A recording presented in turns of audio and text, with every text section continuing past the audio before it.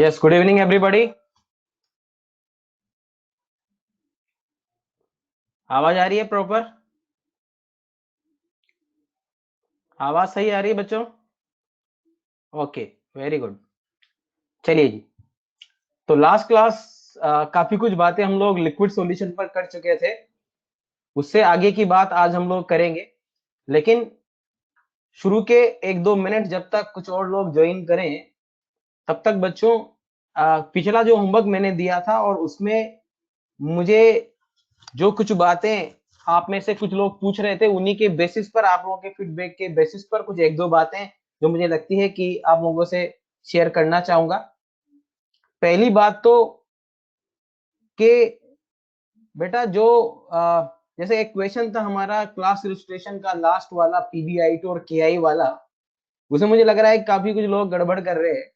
तो एक बात आप समझ लें कि अगर आपने दो रिएजेंट मिलाए हैं और उनके बीच रिएक्शन हो सकती है, so first of all let them react.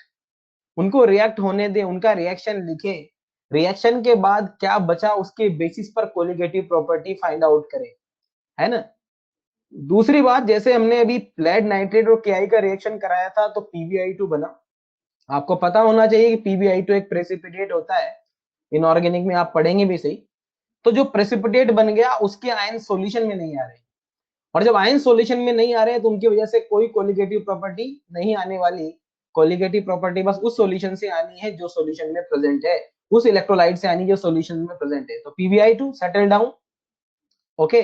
But KNO3 was there, so only KNO3 there which was giving you the osmotic pressure, which was giving you the colligative property. तो finally जो भी हमें calculate करना था वो KNO3 के basis पे करना था, PbI2 को छोड़ देना था, और Ki और लेड नाइट्रेट तो बचा ही नहीं क्योंकि लिखा था at equivalence point. Equivalence point का मतलब होता है जहां पर दोनों रिएक्टेंट एक दूसरे को कंप्लीटली कंज्यूम कर जाएं, कोई भी बाकी अनरिएक्टेड ना बचे बच्चों, उसको हम कहते हैं at equivalence point. There must be stoichiometric ratio. Equivalence point का मतलब रिएक्टेंट हमारे स्टाइकियोमेट्रिक रेशियो में होने चाहिए ताकि वो एक दूसरे को पूरी तरह से खत्म कर दें, कोई वहां बचना नहीं चाहिए। इस बात का हम लोग यहाँ पर ध्यान रखें, ठीक बात है। तो ये बात मैंने थोड़ा सा आपके होमवर्क के बेसिस पर करी है ना, उसका हम ध्यान रखें। इसके अलावा बच्चों एक और बात का ध्यान रखें, जैसे मैं यहाँ पर बात कर रहा था, यही बात हमारे बेरियम सल्फेट और NaCl में भी, बेरियम क्लोराइड और Na2SO4 का क्वेश्चन था, उसमें भी था। बेरियम सल्फेट बना प्रेसिपिटेट, जो प्रेसिपिटेट बन गया उसके आयन हमें कोलिगेटिव प्रॉपर्टी के लिए नहीं लेने बच्चों, ये बात का ध्यान रखें, है ना। जो उसके अलावा जो सोल्यूबल कंपाउंड है वही हमको आयन देगा, वही कोलिगेटिव प्रॉपर्टी देगा। ये एक जनरल बात है जिसका हम लोग ख्याल रखेंगे। चलिए, दूसरी बात मैं कहना चाहूंगा कि जैसे हम लोग जब हेनरी लॉ लगा रहे हैं तो हमारे पास होता है pressure of gas is equal to KH into XG, और हमने कहा था कि अप्लाई तभी होता है जब Ng बहुत कम हो NL से, और हम लोग आमतौर पर PG इक्वल टू लिख देते थे XG की जगह, कैलकुलेशन को G बनाने के लिए KH into NG by NL या KH into M by 1000 into ML। लेकिन आप देख रहे थे जेई मेन का जो क्वेश्चन था हमारा 2020 का, उसके अंदर हम देख रहे हैं कि जो मोल फ्रैक्शन है दैट वाज 1/2, और अगर मैं Ng/NL कर दूं तो डायरेक्टली रेशो 1 बन जाता है, यानी दोनों 1:1 के रेशो में, दोनों नेग्लिजिबल नहीं थे, एक के रेस्पेक्ट में दूसरा नेग्लिजिबल नहीं था। तो यहाँ XG लगाकर PG equal to KH into XG लगाकर ही क्वेश्चन हमने सोल्व किया। ऑल्दो अगर उसकी लिमिटेशन पर जाए हेनरी लॉ की, तो आप कहेंगे कि सर ये तो हाईली कॉन्सेंट्रेटेड है, या हेनरी लॉ कैसे लगा दिया। लेकिन हमसे क्वेश्चन ये था ही नहीं कि लगा सकते ही लगा सकते, जब क्वेश्चन दे दिया, जब क्वेश्चन दे दिया तो हमें लगाना है, भले ही नहीं लग रहा लेकिन हमें लगाना है। यूं समझ लो कि जेई के इन एग्जाम्स के अंदर, बड़े बड़े एग्जाम के अंदर ये छोटी छोटी बातें होती रहती है, लेकिन वहां पर प्रेजेंस ऑफ माइंड बहुत जरूरी है। हमें जब क्वेश्चन में दे ही दिया और कह ही रहा है कि भाई केएच दे दिया कैलकुलेट करो, तो फिर हमको एग्जैक्ट ही कैलकुलेट वहां पर करना था, नेग्लिजिबल नहीं था कि हम लोग Ng/NL लगा दें। देखते पता चल रहा था कि यार Ng/NL का रेशियो 1:1, मतलब सिग्निफिकेंट अमाउंट है, हम लोग यहाँ XG लेकर ही चलेंगे। चलिए जी आगे बढ़ते हैं, तो पुरानी बात जब तक सब लोग ज्वाइन कर मैंने कर ली, आगे बढ़ते बच्चों। लास्ट क्लास में बाकी जो भी दिक्कतें आप लोगों की वो हम लोग क्लास के बाद जो हैंड आउट देंगे उसके बाद हम लोग डिस्कस करेंगे। आप में से काफी लोग ऐप पर भी पूछते रहते हैं, पूछते रहे, जवाब आपको देते रहेंगे। फिलहाल आगे बढ़ाते हैं थ्योरी को। लास्ट क्लास में लोग पढ़ रहे थे एजियोट्रॉप, और एजियोट्रॉप को हमने समझ लिया था। आज मैं उस पर एक क्वेश्चन आप लोगों को कराना चाह रहा हूं यहाँ पर, और उसकी तैयारी आपको दिख रही है आपके स्क्रीन पर। एक एजियोट्रॉप मैंने बना दिया है, या कहो एक नॉन आइडियल सॉल्यूशन का ग्राफ मैंने बना दिया है। ठीक है, मैं यहाँ पर रिप्रेजेंट कर दे रहा हूँ कि ये जो यहाँ का जो कंपोजिशन है, दिस कंपोजिशन इज से मैं लिख दूं यहाँ पर कि इट इज, मान लेते हैं 60%। ए का स्केल मैंने दिखाया है। ठीक है, तो यहाँ पर ऐसे जब स्टार्ट कर रहे 60% पर मान लो ये ऐसा कॉम्पोजिशन मैंने दिखाया है, इसका मतलब आप कह सकते हैं 60% पर ऑफ ए पर यहाँ पर एजोट्रॉप है। आई राइट 60%, और बेटर आई से 0.6 यहाँ पर हम लोगों ने यहाँ पर लिख दिया है। मेरे 2-3 क्वेश्चन आपसे यहाँ पर है। सबसे पहला क्वेश्चन यहाँ पर है कि when XA is equal to 0.6, can we separate A or B either in distillate or in residue? You know distillate मतलब वेपर फेज, रेजिड्यू मतलब लिक्विड फेज। तो हम कह देंगे कि नाइदर A नॉर B, ना A सेपरेट होगा और ना ही B सेपरेट होगा, कोई भी सेपरेट नहीं होगा, कैन नॉट बी सेपरेटेड।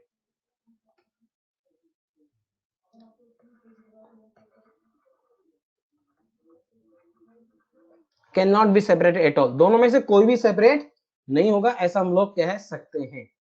लेकिन क्वेश्चन इनसे अलग हटकर, ये तो जनरल बात हमको पहले भी मालूम थी। अब मेरा क्वेश्चन ये है कि अगर हमारा XA का वैल्यू लेस देन 0.6 हो,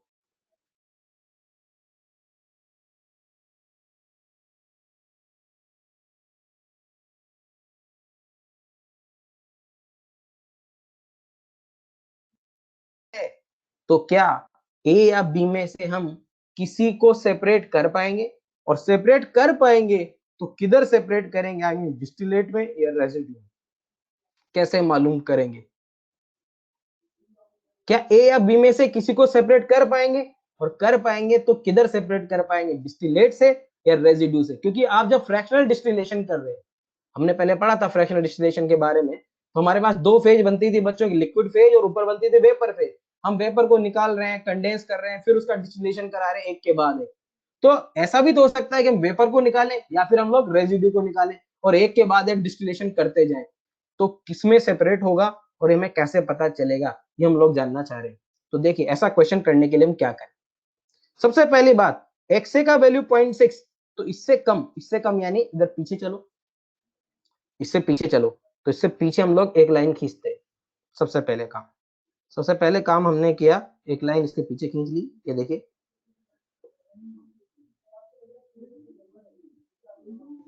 ध्यान से समझिएगा, खास तौर से इस क्वेश्चन को मैं इसीलिए बता रहा हूं आज कि हम लोग इन बातों को समझ सके। तो देखिए हमने एक लाइन यहां पर खींच ली।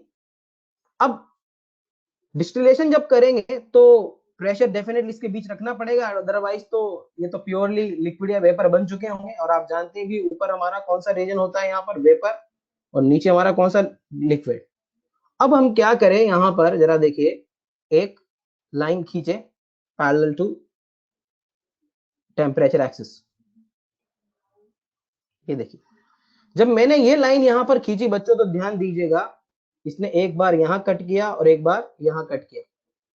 ये वाला हमारा वेपर है या लिक्विड, पहले ये देखिए, ये हमारा वेपर है या लिक्विड? ऊपर वाला कौन है, वेपर, नीचे वाला कौन है, हमारा लिक्विड। ध्यान दीजिएगा, ये हमारा वेपर और ये हमारा लिक्विड। अब देखिए ध्यान से, ये वेपर ऊपर, वेपर नीचे लिक्विड। पहली चीज मैं लेता हूं, मेरा पहला तरीका हो सकता है जो हमने पहले किया कि मैं वेपर को रिमूव करूं, इसको कंडेंस करूं और इक्विलिब्रियम लाऊं। तो देखिए मैंने वेपर को रिमूव किया और कंडेंस करूंगा, तो ये वेपर से क्या बन गया, लिक्विड। कंडेंस करके लिक्विड बना लिया, और अब यहां से इसका इक्विलिब्रियम लाऊंगा, तो इक्विलिब्रियम लाने के लिए लाइन को आगे बढ़ाऊंगा। तो ऐसे की स्टेप्स बनती जाएंगी हमारे पास। जरा देखो, ये 2 पॉइंट्स मैंने शुरू किया, एक वेपर से, पहले वेपर से ये ली, वापस ये वेपर मैंने फिर हटाई, फिर इसको कंडेंस किया और फिर इक्विलिब्रियम लाया।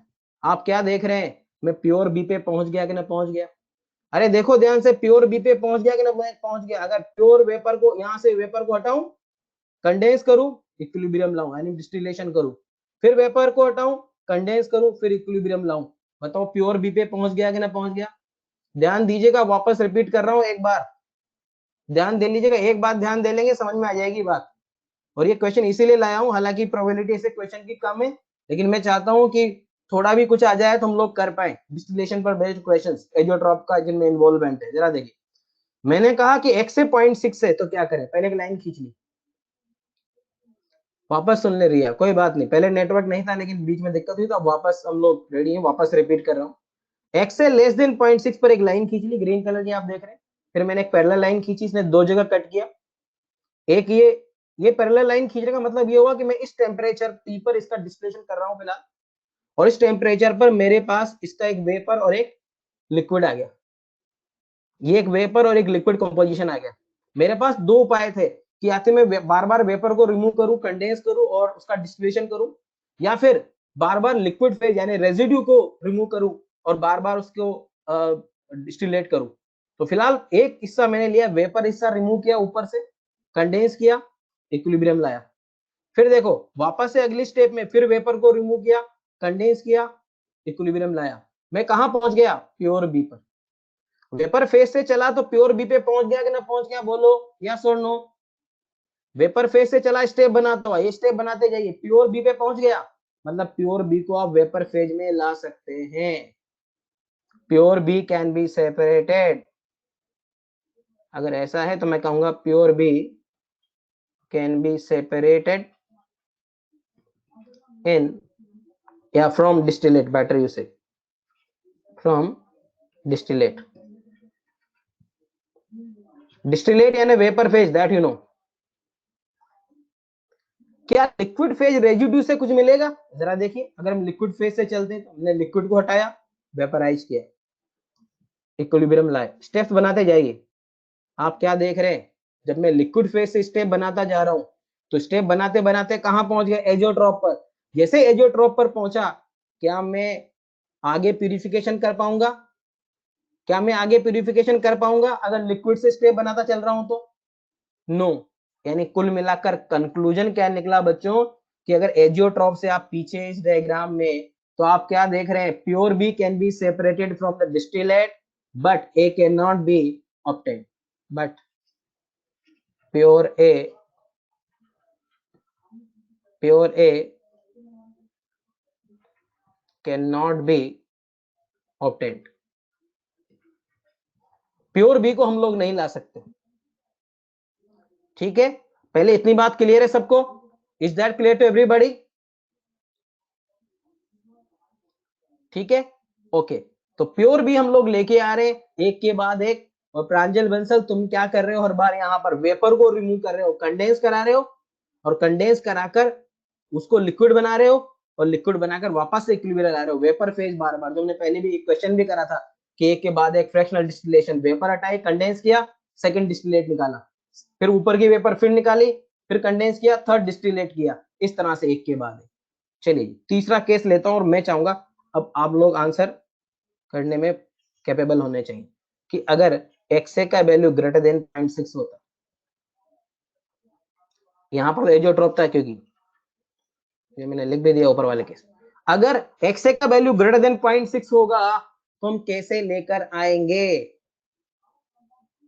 How we can do this time? क्या करना है? वापस एजियोट्रॉप से ज्यादा है 0.6, तो इससे आगे पे एक लाइन डाल दो, तरीका वही होगा। हमने ये एक लाइन डाल दी बेटा, ये देखिए एक लाइन डाल दी हम लोगों ने, इस पर वापस एक पैरेलल लाइन डाली ताकि हम लोग ये देख सकें, और यहां जब हमने कट किया तो आप पा रहे हैं वापस ऊपर वाला हमारा हो गया कौन सा? ये वेपर, और ये हो गया लिक्विड, ये पॉइंट लिक्विड, ये पॉइंट हमारा वेपर हो गया। अब वापस पहले की तरह स्टेप बनाओ। अगर मैं वेपर को लेके स्टेप बनाता हूं तो जरा देखो, स्टेप बनाने का मतलब क्या है? वेपर को मैंने हटाया और लिक्विड बनाया, फिर इक्विलिब्रियम लाया, फिर वेपर को हटाया, लिक्विड बनाया, फिर इक्विलिब्रियम लाया, और इस तरह से स्टेप बनाता मैं आगे बढ़ गया। What I see, from vapour I can obtain the pure A, यानी डिस्टिलेट से मैं प्योर ए ला सकता हूं, लेकिन नीचे वाला हिस्सा जो था, अगर रेजिड्यू को मैं लेके चलूं तो मैं क्या पाता हूं? देखो इसकी स्टेप बनाते हैं, इसकी स्टेप बनाते हैं, कहां पहुंच गया? एजियोट्रॉप की ओर जा रहा हूं, यानी pure B can not be obtained, अगर से ज्यादा है तो मैं लिखूंगा कि प्योर बी, यहां पर भी वही pure A can be obtained in distillate but not pure B. ठीक है, प्योर बी को हम सेपरेट नहीं कर पाएंगे, ये बात हमें समझ में आ गई यहाँ पर। तो दोनों बातें सबको समझ में आ जाना चाहिए, जो भी ला रहे हैं हम लोग वेपर में, यानी दोनों केस में जो भी सेपरेटेड पार्ट आएगा वो वेपर में ही आएगा। डिस्टिलेट से ही हमारे पास आंसर आने वाला है, रेजिड्यू से आंसर हमारे पास, रेजिड्यू मतलब लिक्विड फेज से आंसर हमारे पास नहीं आने वाला। तो ये था एक क्वेश्चन एजियोट्रॉप पर, एक डिस्टिलेशन बेस्ड। ऐसा कोई थ्योरेटिकल क्वेश्चन आ जाए तो आप लोग कर पाएंगे, इसलिए हमने टाइम दिया है। मुझे लगता है इस टाइम देने का फायदा आपको होना चाहिए, वरना बेकार है फिर कुछ भी करना। हुआ फायदा कुछ? अरे समझ में आया किस तरह का क्वेश्चन यहां से और कैसे सोल्व करें हम इसको? वेरी गुड, बहुत बढ़िया। चलिए जी, चलिए जी, बहुत बढ़िया। चलिए आगे बढ़ते, एक और काम हम लोग यहाँ पर करना चाहेंगे, एक और वैसे तो सिलेबस में नहीं है लेकिन एक थोड़ा सा आइडिया लेना चाहेंगे, एंड दैट इज कि अगर हमारे पास दो इमिसिबल लिक्विड का मिक्सचर हो तो उनके लिए क्या क्या बातें ध्यान रखने वाली हैं। क्योंकि आप देखें अभी तक हम लोगों ने जो भी पढ़ा है वो सब पढ़ा है दो मिसिबल लिक्विड के लिए, या फिर कम से कम लिक्विड ना हो तो आपस में मिसिबल जरूर है। लिक्विड में सॉलिड मिक्स किया, लिक्विड में लिक्विड मिक्स किया, लिक्विड में गैस मिक्स किया, लेकिन दो लिक्विड है और दोनों आपस में इमिसिबल है, सॉल्यूशन इसको हम नहीं कह सकते। उनका मिक्सचर जो है उसके बारे में क्या खास बातें ध्यान रखनी है, सिलेबस में मेंशन नहीं है लेकिन थोड़ा सा ध्यान देंगे। ओके, चलिए तो यहाँ हेडिंग में डाल दे रहा हूं, mixture of two immiscible liquids। Immiscible मतलब जो आपस में डिजोल्व न हो, जो आपस में मिक्स न हो, साहिल, जैसे ऑयल एंड वाटर, पानी और तेल, इस तरह का केस, उसमें क्या होगा एक एग्जांपल के थ्रू समझते हैं और क्या बातें ध्यान रखनी है उसको जानते हैं। देखो बेटा, यहां पर हमारे पास दो लिक्विड हमने लिए इस बार, लेकिन दोनों इमिसिबल हैं। सपोज दोनों के अलग अलग लेयर भी बना सकते हैं हम लोग। समझ लो एक लिक्विड है हमारा ए, एक लिक्विड है हमारा बी, दो लिक्विड है हमारे पास, दोनों आपस में इमिसिबल है, मिक्स नहीं हो रहे। ठीक है, एक temperature at temperature T kelvin पर ये हमने रखे, लेकिन दोनों वोलेटाइल है, two miss immiscible liquid, but remember both are volatile, both volatile, दोनों के दोनों वोलेटाइल। जैसे ऑयल एंड वाटर वाला एग्जांपल मैंने लिया, पानी भी और तेल भी। सबसे पहली बात, यहां पर भी क्लोज कंटेनर है, इक्विलिब्रियम आएगा, इक्विलिब्रियम आएगा मतलब यहां पर वेपर बनेंगी, इक्विलिब्रियम आएगा मतलब यहां पर वेपर बनेंगी। अब जब वेपर यहां पर बन गई तो मेरा पहला क्वेश्चन आपसे ये है कि ये वेपर किसकी होंगी, ए की, बी की, या दोनों की? आंसर माय क्वेश्चन, ए की वेपर होंगी ऊपर, बी की वेपर होंगी, या दोनों की होंगी? सब तरह के आंसर आप लोगों से आ रहे हैं, चलिए जी, बट करेक्ट आंसर होगा दोनों की, both will be there, A as well as B, both will be there, दोनों की वेपर बनेगी। आप ये ना समझे कि सर बी ऊपर है तो इसी की बनेगी, ए तो नीचे दबा हुआ है, इसकी वेपर कैसे आएंगी? मैं आपको एक बहुत सिंपल सा और कॉमन एग्जांपल देना चाहता हूं। आप जब मान लो सपोज एक टिफिन बॉक्स में और आपने आलू की सब्जी भर के रख दी, उसमें पानी भी है और ऑयल भी है, उसके ऊपर हम देखते हैं कि उसको ढक दें और कुछ देर में अगर ढक्कन हटाए तो उसके सरफेस पर हमको कुछ कंडेंसेट नजर आता है। ठीक है, आप जानते हैं सब्जी में ऊपर ऊपर ऑयल होता है, नीचे नीचे पानी। अरे होता है ऐसा, आलू की सब्जी मान लो, आलू की सब्जी, ऑयल भी वोलेटाइल, पानी भी वोलेटाइल, ऊपर ऑयल नीचे पानी। जब कंडेंसेट हम देखते हैं या प्लेट से कटोरी को ढक दें, एक बाउल में रखकर ढक दिया हमने, प्लेट के पीछे देखते हैं कंडेंसेट जो दिखता है, क्या वो सिर्फ ऑयल का होता है? बोलो, ऊपर ऑयल की लेयर है, नीचे पानी है, क्या सिर्फ ऑयल का होता है कि दोनों होते हैं? वेरी गुड, दोनों का। कैसे महेश्वरी, अरे आलू की सब्जी नहीं खाई क्या? है, और खाई है तो डगी नहीं कभी। बताइए दोनों की वेपर होती कि नहीं होती वहां पर? दोनों की वेपर होती है, दोनों की कंडेंसेट होती है, ठीक है, दोनों के दोनों वहीं पर होते हैं, दोनों के दोनों का कंडेंसेट वहां पर होता है। ये बात हमें बहुत प्रैक्टिकल एग्जांपल मैंने आपको दिया है। इसका मतलब हम क्या कह सकते हैं कि यार दोनों वोलेटाइल हैं तो ऊपर दोनों की वेपर बनेगी। यूं समझो कि एक आप बी की तो वेपर बना ही रहे हो, ए में आपको दिक्कत आ रही है, सर ए नीचे दबा हुआ है। अरे भाई अगर एक ही वेपर बनेगी गिवन टेम्परेचर पर तो इसको, अच्छा ये दोनों लिक्विड एक दूसरे के रेस्पेक्ट में आइसोलेटेड है, ठीक है, ये दोनों एक दूसरे के रेस्पेक्ट में आइसोलेटेड है, इनका एक दूसरे से कोई कनेक्शन नहीं है, ये साथ साथ होते हुए भी अलग अलग है। तो जैसे एक ही वेपर बनेगी वो इस लिक्विड को चीर करके ऊपर आ जाए। क्या पानी में से एयर बबल बाहर नहीं आता? आता है ना। तो ठीक वैसे मैंने प्रैक्टिकल एग्जांपल भी दिया। कुल मिलाकर जब भी इक्विलिब्रियम एस्टेब्लिश होगा हम यहाँ पर ए और बी दोनों के वेपर देखेंगे। तो यहाँ पर जो वेपर बनी उसके अंदर ए भी है एंड बी भी है, दोनों की दोनों यहाँ पर हुई। सबसे पहली बात तो मैं ये कहूँ। अब दूसरी बात, यहां तक क्लियर है बात सबको? Is that clear to everybody कि यहाँ पर ए की भी वेपर होगी और बी की भी वेपर होगी बेटा? ओके, अब इंपॉर्टेंट बात क्या समझ ली, ठीक है, इवेपोरेट सब होगा मोहन, मयंक, ललित, पाठक, क्योंकि एक लिक्विड को दूसरे से कोई लेना देना नहीं है, दे आर आइसोलेटेड, मिक्स थोड़ी हो रहे हैं। तो जैसे ही टेम्परेचर तो हम सबको दे रहे हैं, मान लो 300 केल्विन मैंने दिया, तो 300 केल्विन पर एक ही सरफेस पर वो पार्टिकल जो जनरली ज्यादा एनर्जेटिक है अपने साथ के बॉन्ड को तोड़ेंगे और वेपर फेज में आ जाएंगे। समझ में आ रही बात? उसका सरफेस एरिया पूरा अवेलेबल, क्योंकि वो दूसरे के बी के साथ कोई बॉन्डिंग नहीं कर रहा है, बॉन्ड फ्री है, आइसोलेटेड है, तो फ्री सरफेस एरिया की तरह ही बिहेव करेगा। ओके, ये बात समझ लें। अब ज्यादा क्या होगा क्या नहीं होगा वो जरा सोचो। मैंने कहा दोनों लिक्विड आइसोलेटेड है एक दूसरे के रेस्पेक्ट में, एक को दूसरे से कोई लेना देना नहीं है, that means both the liquid will behave like a two pure liquid separately.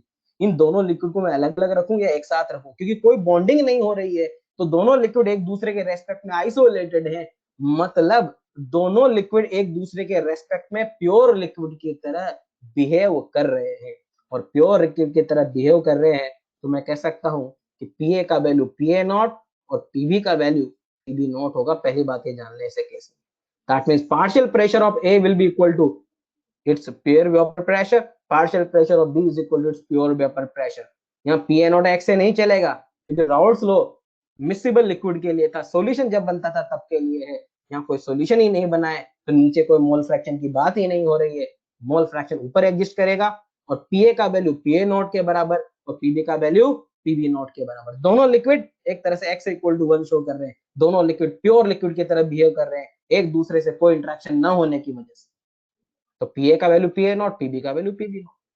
तो जो पी टोटल यहाँ पर एग्जर्ट होगा वो क्या हो गया हमारा, पीए नॉट प्लस पीबी नॉट। समझिएगा, जो टोटल वेपर प्रेशर यहाँ एग्जर्ट होगा अब वो पीए नॉट पीबी नॉट होगा, ना कि P A not X plus PB not X, it is P A not plus PB not direct. पहली बात। अब यहाँ पर होगा क्या, जब इक्विलिब्रियम पर ये कंडीशन आ गई तो एक बात आप देखिए, हमने कहा पीए का वैल्यू पीए नॉट। मैं एक बात कहना चाहूंगा कि पीए और पीबी का अगर रेशियो लिया जाए तो पीए को हम जानते हैं, हम लिख सकते हैं P total into Y, Y Y भी यहाँ पर एग्जिस्ट करेंगे क्योंकि यहाँ तो वेपर में दोनों ही है। समझ आई बात? बार बार मैं एक ही बात कह रहा हूं प्रांजल बंसल कि दोनों लिक्विड एक दूसरे में कोई बॉन्डिंग नहीं कर रहे हैं, और एक दूसरे से कोई बॉन्डिंग नहीं कर रहे हैं मतलब वो साथ रहते हुए भी अलग अलग की तरह हैं। दोनों लिक्विड प्योर लिक्विड की तरह बिहेव करेंगे, तो ऊपर हो या नीचे। मैंने एग्जांपल भी दिया अभी आलू की सब्जी का, अभी तक ना किया हो जिसने, आज ही घर जाकर ये एग्जांपल करे रात को ही डिनर में, जो भी सब्जी बने हो थोड़ी सी मम्मा से कहना थोड़ा ज्यादा तेल डाल दे, आज हमको एक्सपेरिमेंट करना है। और फिर इसको ढक कर देखिए, आपको लिक्विड की भी वेपर दिखेंगे और पानी की भी दिखेंगे। ठीक है जी। तो अब आगे बढ़ते हैं, पीए बाई पीबी को मैंने लिख दिया। इतनी बातें क्लियर है, क्योंकि बार बार एक ही बात को कहने का फायदा नहीं है, ध्यान से बात सुनिए, it will very clear to you. ठीक है, अब यहाँ पर देखो पी टोटल इंटू वाई है, उसको क्या कह सकता हूँ मैं, पी टोटल इंटू वाई। तो आप देख रहे हैं पी टोटल से पी टोटल कट गया, ये आ गया Y A upon Y B. But you know Y A is what, N A upon N total, और N B upon N total. N total से एन टोटल कट गया तो क्या आ गया, Na/Nb। और यहां से मैं कहना चाहूंगा कि Pa/Pb जब Na/Nb के बराबर बन गया तो I will write Na/Nb is what, Pa का वैल्यू किसके बराबर, Pa0, और Pb का वैल्यू किसके बराबर है, Pb0। तो ये इंपॉर्टेंट बात निकल के आ गई। सबसे पहले हमारे पास यहाँ पर जो इंपॉर्टेंट बात निकल के आई वो ये निकल के आई कि ये Na और Nb कहाँ है, ये कहाँ पर है, ये मोल्स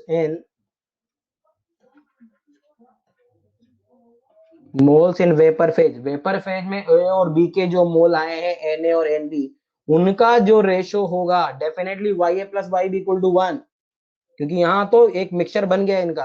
तो मैं कहना चाहूंगा कि Na और Nb का इंपॉर्टेंट बात समझ लो कि Na और Nb का जो रेशो होगा ना वेपर फेज में ऊपर, वो उनके Pa0 और Pb0 के रेशो में होगा। ये एक इंपॉर्टेंट बात आ गई कि यहाँ जो वेपर बनेगी ए और बी दोनों के वेपर बनेगी, और इस वेपर में जो रेशो होगा दोनों के मोल का वो उनके Pa0 Pb0 के रेशो में होगा।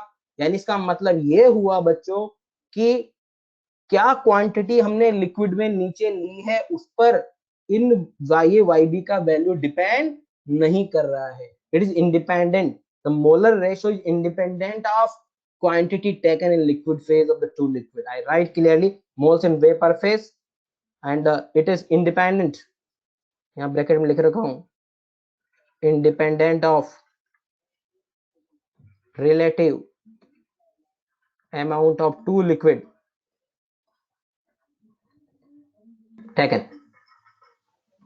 दोनों का जो रिलेटिव अमाउंट लिया गया है, यानी आप सब्जी में ऑयल और पानी का रेशो कोई कुछ भी रखे, ये समझ लो सब्जी में ऑयल और पानी का रेशो अलग अलग, घर जैसे रिया के घर पे सब्जी बनी, सत्यन के घर पे सब्जी बनी, केशव के घर पे, तुषार के घर पे, पीयूष के घर पे सब्जी बनी, सबने ऑयल और पानी मिलाया, एक जैसा ऑयल मिलाना है। तो ऑयल और पानी जब आप मिलाएंगे तो जो कंडेंसेट आएगा ऊपर, या कहो जो ऊपर वेपर बनेगी, उस वेपर के अंदर जो रेशो होगा ऑयल और पानी के मोल का, वो उनकी क्वांटिटी पर डिपेंड नहीं करेगा, वो Pa0/Pb0। हम जानते हैं Pa0/Pb0 क्वांटिटी पर डिपेंड नहीं करते। समझ आ रही बात? इसलिए जो रेशो होगा वो हमेशा फिक्स होगा। अगर हम सेम ऑयल ले रहे हैं, मतलब सपोज आपने ग्राउंड नेट ऑयल लिया है और पानी लिया है, तो सब्जी कोई भी बनाए, वेपर फेज में दोनों का जो रेशो होगा मोल का, पानी और वेपर का, वो सबकी सब्जी से बराबर आने वाला है, ऐसा हम कह सकते हैं। ठीक है, तो ए ज्यादा है, अगर Pa0 ज्यादा है तो Na ज्यादा होगा, और Pb0 ज्यादा है तो Nb ज्यादा होगा, ऐसा हम लोग कहेंगे। क्लियर है बात? Is that clear to everybody? Important result क्या निकल के आया कि वेपर फेज में मोल्स इन वेपर फेज, बहुत क्लियर में लिख रहा हूं, moles in vapour phase is ratio of Pa0 and Pb0, it is independent of the relative amount of the two liquid you have taken in the liquid phase। ठीक है, is that clear to everybody? Na vapour phase में, यहां देखो रजत कुमार, पुरानी कहानी में मत चलो, ये लिखा है मैंने साफ साफ साफ लिखा है, एक एक स्टेप लिखिए। Na/n total Ya, Nb/n total Yb, n total ऊपर नीचे कट गया, और कट गया तो Na/Nb का रेशो आ गया। कहाँ है ये समझाने के लिए साफ लिखा है, moles in vapour phase. Vapour phase का रेशो लिक्विड फेज का रेशो नहीं है, और वही कह रहे हैं कि वेपर फेज का रेशो लिक्विड फेज के रेशो पर डिपेंड नहीं कर रहा। क्लियर है बात? तो YA/YB का रेशो हमारे पास आ गया, लेकिन यहां मिक्सचर बना है ऊपर, ये समझो नीचे कोई सॉल्यूशन नहीं बन पाया, लेकिन गैस के तो सारे पार्टिकल, सारी गैसेस आपस में इंटरमिक्स होती है, तो ऊपर सॉल्यूशन बना, YA/YB एग्जिस्ट किया, और यहाँ पर हम Ya plus YB equal to 1 definitely कहेंगे, इसमें कोई डाउट की बात ही नहीं। ठीक है जी, समझ में आ गई सबको बात? तो एक पढ़ा दिया मैंने, एक एक्स्ट्रा टॉपिक है, चांस आज दिन तक कोई क्वेश्चन आया नहीं, लेकिन कभी चांस मिल जाए तो हम कर सकते हैं। ठीक ठीक है, चलिए एक बात और मैं कहना चाहूंगा, आप देख रहे हैं वेपर प्रेशर Pa0 और Pb0 से भी ज्यादा हो गया, और हम जानते हैं वेपर प्रेशर और बॉइलिंग पॉइंट उल्टे चलते हैं, तो आई कैन से कि boiling point of this mixture, boiling point, एक बात और लिख दे रहा हूं, boiling point of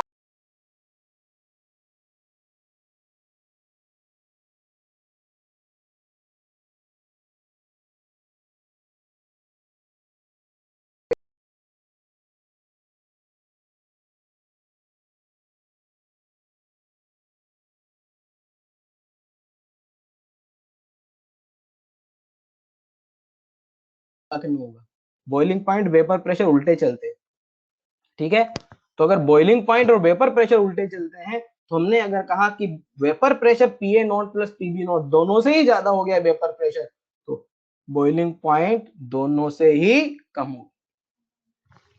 is that clear to everybody?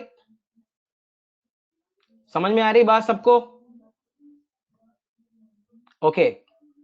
बीच में शायद कुछ प्रॉब्लम किसी को हो गई हो, ऑडियो की या वीडियो की, बीच में थोड़ा सा नेटवर्क इशू आ जाता है, लेकिन वापस मैं लास्ट लाइन बोल दे रहा हूँ, वापस समझ लें। अगर कुछ इशू ऐसा हुआ है तो वापस आप समझ लें, कोई इशू नहीं है। इशू नेटवर्क का हो सकता है, हमारा नेटवर्क जुड़ा रहेगा हमेशा। जरा देखिए क्या मैंने कहा, P total PA not plus PB naught, total vapour pressure दोनों के इंडिविजुअल वेपर प्रेशर से ज्यादा। और हम जानते हैं वेपर प्रेशर और बॉइलिंग पॉइंट उल्टे चलते हैं, तो अगर वेपर प्रेशर दोनों से ज्यादा हो गया तो boiling point of mixture will be less than both TA not end TB naught, दोनों से ही कम हो जाएगा, ऐसा हम कह सकते हैं। बताइए, क्लियर? चलिए जी, और इसके साथ ही ये चैप्टर लिक्विड सॉल्यूशन में यहां पर खत्म करता हूं। आप भी खत्म करना चाहेंगे, और नए चैप्टर की नींव आज हम डालें। नया चैप्टर केमिकल काइनेटिक्स, ठीक है। तो नया चैप्टर हम लोग स्टार्ट कर रहे हैं, that is chemical kinetics. So start the new chapter here now, chemical kinetics.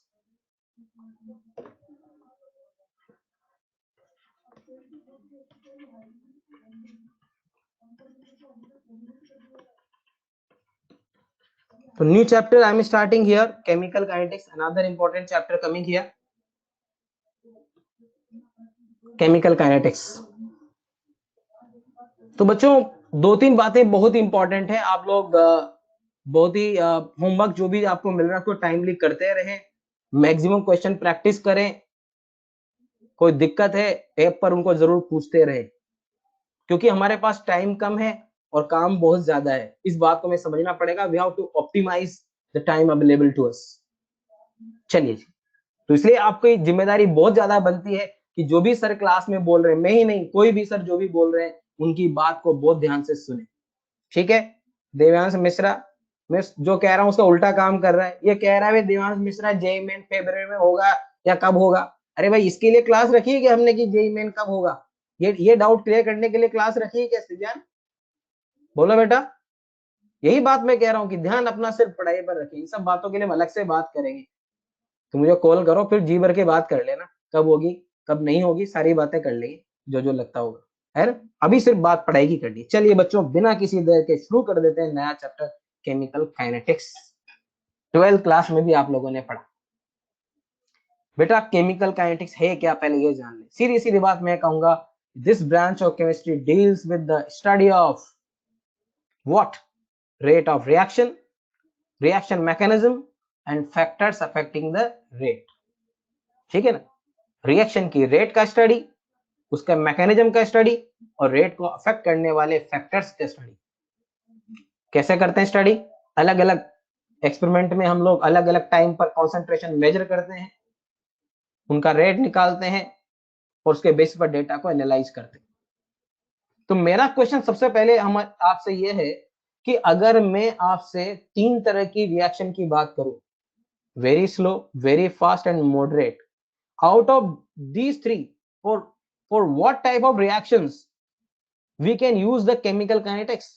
Very slow, very fast, moderate, कितने लोग कहते हैं only moderate?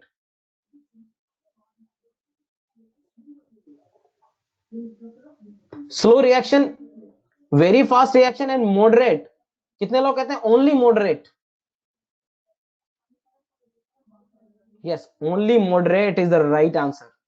Chemical kinetics cannot be applied for very slow as well as for very fast, दोनों के लिए हम apply नहीं कर सकते। We can apply the chemical kinetics only for moderate rate reaction. Why it is, उस बात को भी जान लें। काफी लोगों ने सही जवाब दिया, लेकिन कई लोग साथ में एक दो ऑप्शन कुछ और भी जोड़ना चाह रहे थे। तो वेरी स्लो, वेरी फास्ट दोनों के लिए नहीं लगा सकते, वजह समझ। वेरी फास्ट जैसे आयनिक रिएक्शन होती है, NaCl AgNO3 मिला है, AgCl का व्हाइट प्रेसिपिटेट आ गया, instantaneous reactions, very fast reactions, शुरू होते ही खत्म हो जाती है। क्या आपके पास डेटा लेने का कोई टाइम है? क्या ऑब्जर्वेशन लेने का कोई टाइम है? अरे इधर मिलाया और इधर आ गया, है ना।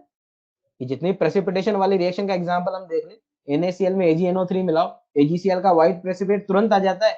No time there to study the data. और जहाँ स्टडी करने का टाइम ही नहीं है बेटा, वहां पर केमिकल काइनेटिक्स कैसे लगे? यही बात वेरी स्लो की, वेरी स्लो, इतनी स्लो कि हम इंतजार ही कर रहे हैं कि कुछ चेंज आए, बरसों बीत जाए और तब जाकर कोई चेंज आए, डेटा लेने लायक कंडीशन हो। तो पता लगा पूरी उम्र ही डेटा लेने में निकल गई और अगली पीढ़ी तक रिजल्ट आए, तो ऐसी चीज का भी कोई फायदा नहीं। समझ आ रही है बात? तो जैसे रस्टिंग ऑफ आयरन धीरे धीरे चल रहा है, तो इतना टाइम लग जा रहा है, कुछ सिग्निफिकेंट चेंज ही नहीं आ रहा है, तो उनका भी स्टडी करना बड़ा मुश्किल हमारे लिए हो जाता है। लेकिन मॉडरेट रेट रिएक्शन, डेटा लेने का टाइम भी है और एक सर्टेन टाइम इंटरवल में हम लोग कुछ स्टडी भी कर पा रहे हैं, तो इसलिए हम लोग कहेंगे कि सिर्फ मॉडरेट। तो बहुत क्लियरली यहाँ लिख रहा हूं मैं, अप्लाइड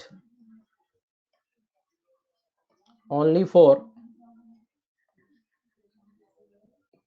मॉडरेट रेट रिएक्शंस। ठीक है, applied only for moderate rate reaction.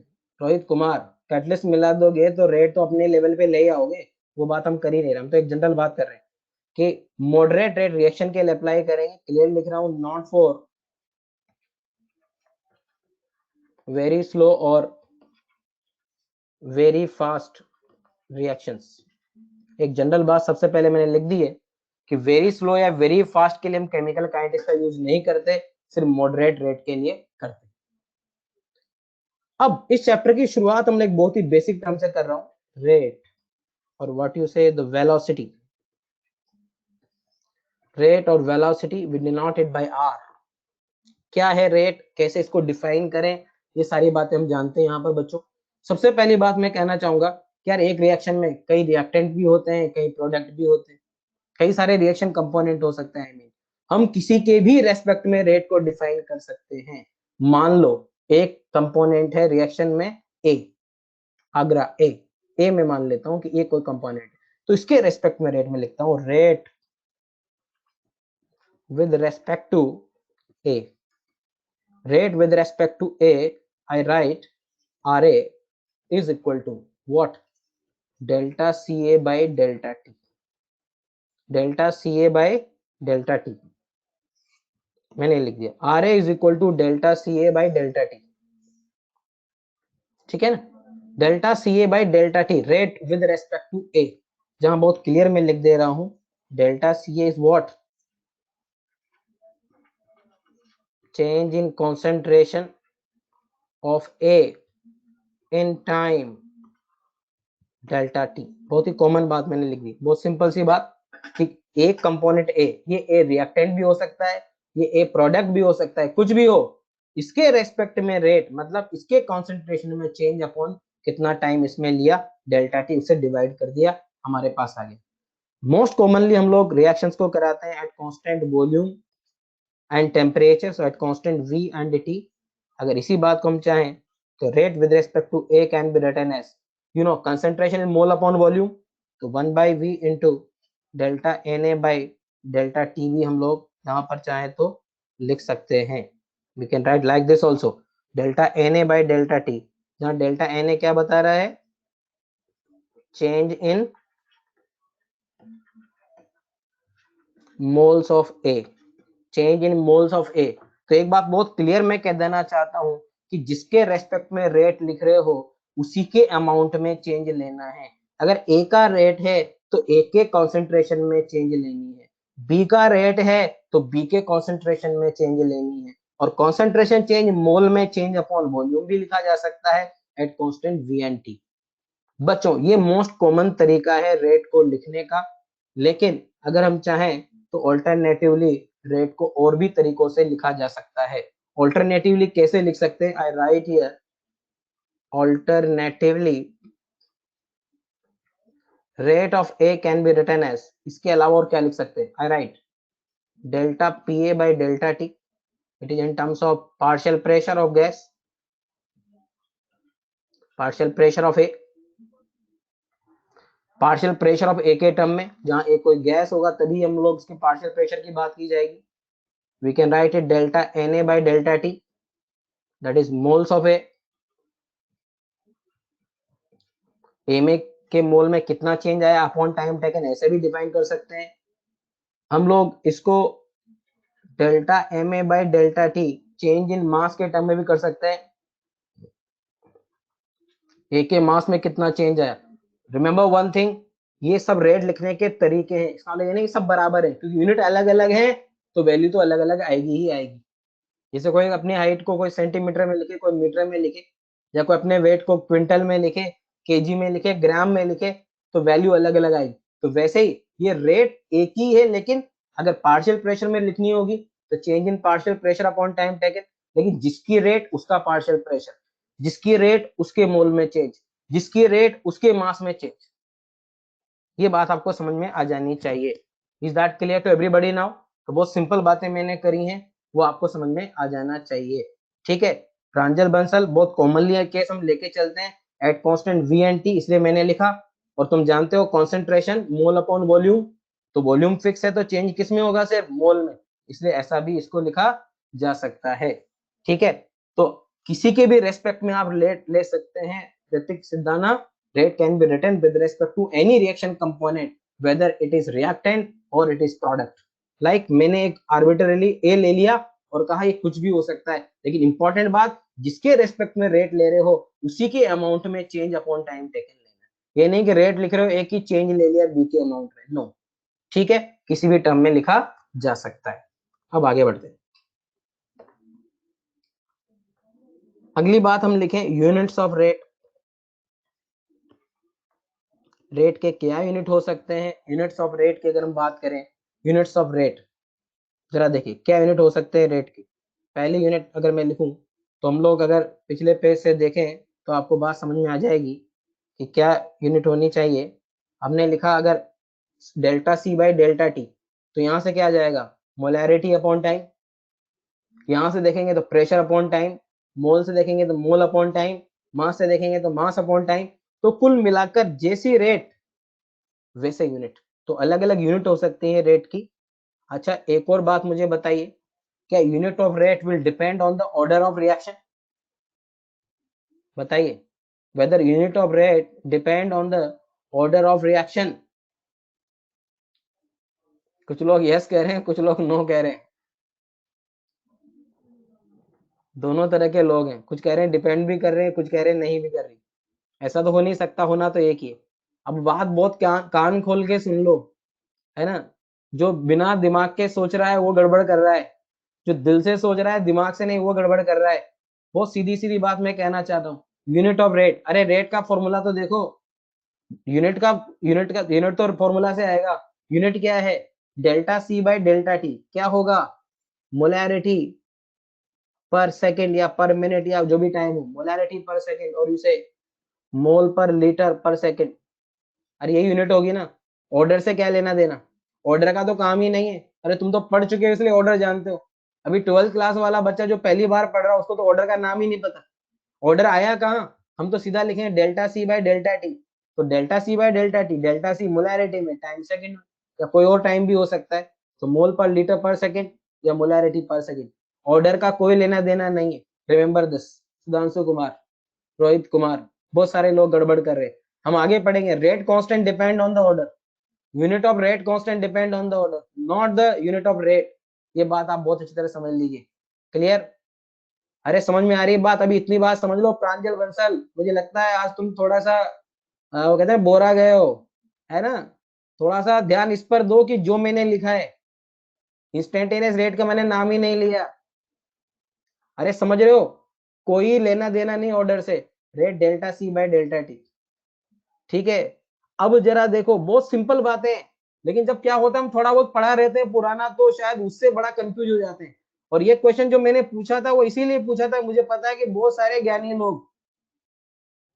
ज्ञानी लोग गलत आंसर देंगे और लगाएंगे अपना जुगाड़ कि सर ऑर्डर पे डिपेंड करेगा। वो के का यूनिट था, रेट का यूनिट। सीधा सोचो ना यार, delta C by delta T, delta P by delta T हुआ तो एटीएम पर सेकेंड, है ना। मोल का हुआ तो मोल पर सेकेंड, मास का हुआ तो से ग्राम पर सेकेंड या केजी पर सेकेंड, वॉट एवर। क्लियर है बात सबको? Is that clear to everybody कि कैसे लाना है हमको? चलिए जी, तो एक तो बात ये हो गई कि हम कैसे यूनिट ऑफ रेट लिखेंगे, यूनिट ऑफ रेट कैसे ला सकते हैं वो हम लोगों ने यहाँ पर पढ़ा।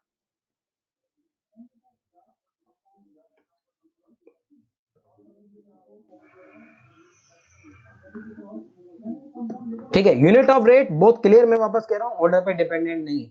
अब जरा देखो, एक काम करते हैं, हमने कहा अलग अलग तरह से रेट लिखे जा सकते हैं, कभी मोल, कभी पार्शियल प्रेशर, कभी कॉन्सेंट्रेशन। पार्शियल प्रेशर की बात किसके लिए करते हैं? गैस फेज के लिए। तो जब गैस फेज की रिएक्शन होती है तो वहां पर हम लोग कभी उनका delta C by delta T भी लिख देते हैं, तो कभी delta P A by delta T भी। उनके बीच क्या रिलेशनशिप होता है वो हम लोग लाना चाहेंगे। So I write here relation between delta C A by delta T and delta P A by delta T for gaseous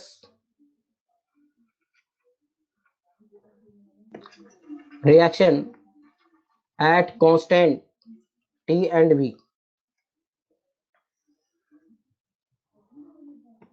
ठीक है, relation between delta C A by delta T and delta P A by delta T for gaseous reaction at constant temperature and volume. क्या relationship होगा? एक gases reaction के लिए हम partial pressure भी ले सकते हैं, तो मोल बाय वॉल्यूम करके उसका कॉन्सेंट्रेशन भी ले सकते हैं। तो क्या रिलेशनशिप दोनों में होगा हम लाना चाहते हैं बच्चों। कैसे लाएं? बहुत सिंपल, कोई रटने का काम नहीं, इतना इजी बातें हैं।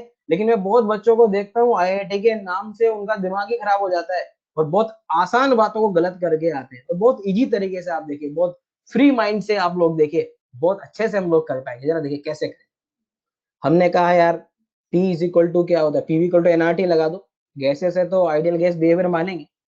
P इज इक्वल टू हम लोग कह देंगे N R T by V. एक और बात, जिसका प्रेशर उसके mole, so I write P A is equal to N A R T by V. लेकिन एन ए बाई वी ये क्या हो गया? कॉन्सेंट्रेशन, तो I can say N A by V C, तो C A R T. Pa is equal to CaRT बन गया, where Ca is the concentration of A। अब इसका अगर रेट बनाए डेल्टा ले ले तो मैं कहूंगा कि यहीं से कह सकता हूं delta Pa by delta T is equal to what? Delta Ca by delta T into R T. R gas constant और टी टेम्परेचर, क्योंकि कांस्टेंट है टेम्परेचर तो हम इसको बड़ी आसानी से बाहर ले सकते हैं। और ये एक इंपॉर्टेंट रिजल्ट वापस हमारे पास आ गया। लेकिन मैं कहूंगा रटने की कोई आवश्यकता नहीं है, बहुत आसानी से एक रेट को हम दूसरे में कन्वर्ट कर सकते हैं। कैसे करेंगे? वापस मैं बोल रहा हूँ, पीवी इक्वल टू एनआरटी लगाया, लेकिन एन ए बाई वी क्या होता है हमारे पास? C A. तो मोल बाय वॉल्यूम कॉन्सेंट्रेशन, तो P A is equal to C A R T. तो delta P A by delta T is equal to delta C A by delta T into R T. ठीक है, is that clear to everybody? R is the gas constant. इस बात का use कहां होगा हमारे लिए कि मान लो आपको एक गैसेस रिएक्शन के अंदर एक कंपोनेंट का पार्शियल प्रेशर के टर्म में रेट दे रखा है कि 0.1 एटीएम पर सेकेंड। कहा जाए what is its rate in molarity per second, तो delta C A by delta T. Molarity per second में तो delta C A by delta T होगी ना।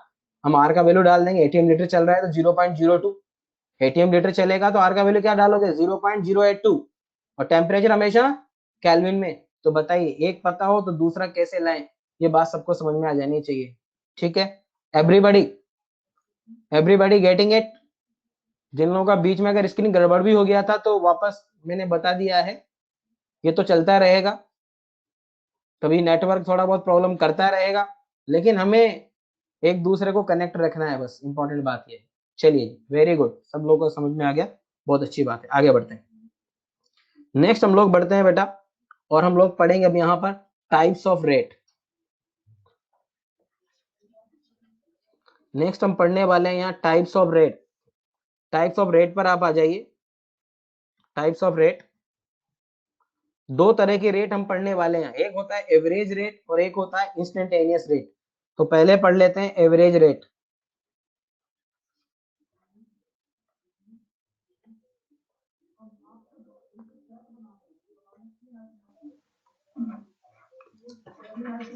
एवरेज रेट, सबसे पहले हम लोग पढ़ लेते हैं एवरेज रेट। एवरेज रेट का मतलब क्या है? हम ये कह सकते हैं कि इट इज concentration change पर time interval, per unit time interval.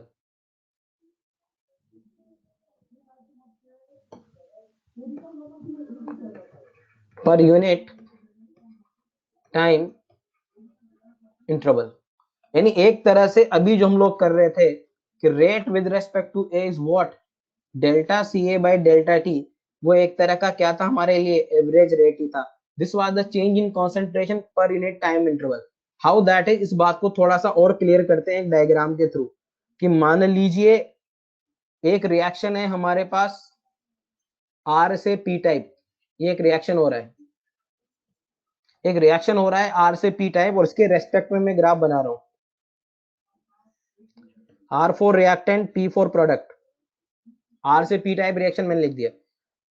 ये आपके पास C R, concentration of reactant, और यहां मैंने ले लिया टाइम। ग्राफिकली इस बात को एनालाइज करें। Suppose this is the concentration variation of reactant with respect to time. हम लोग लाना चाहते हैं इसका average rate. How will find? पहला काम हमें क्या करना है, सबसे पहले हमको एक टाइम इंटरवल दिया जाएगा जिसके बीच ये एवरेज रेट निकालने को कहा जाएगा।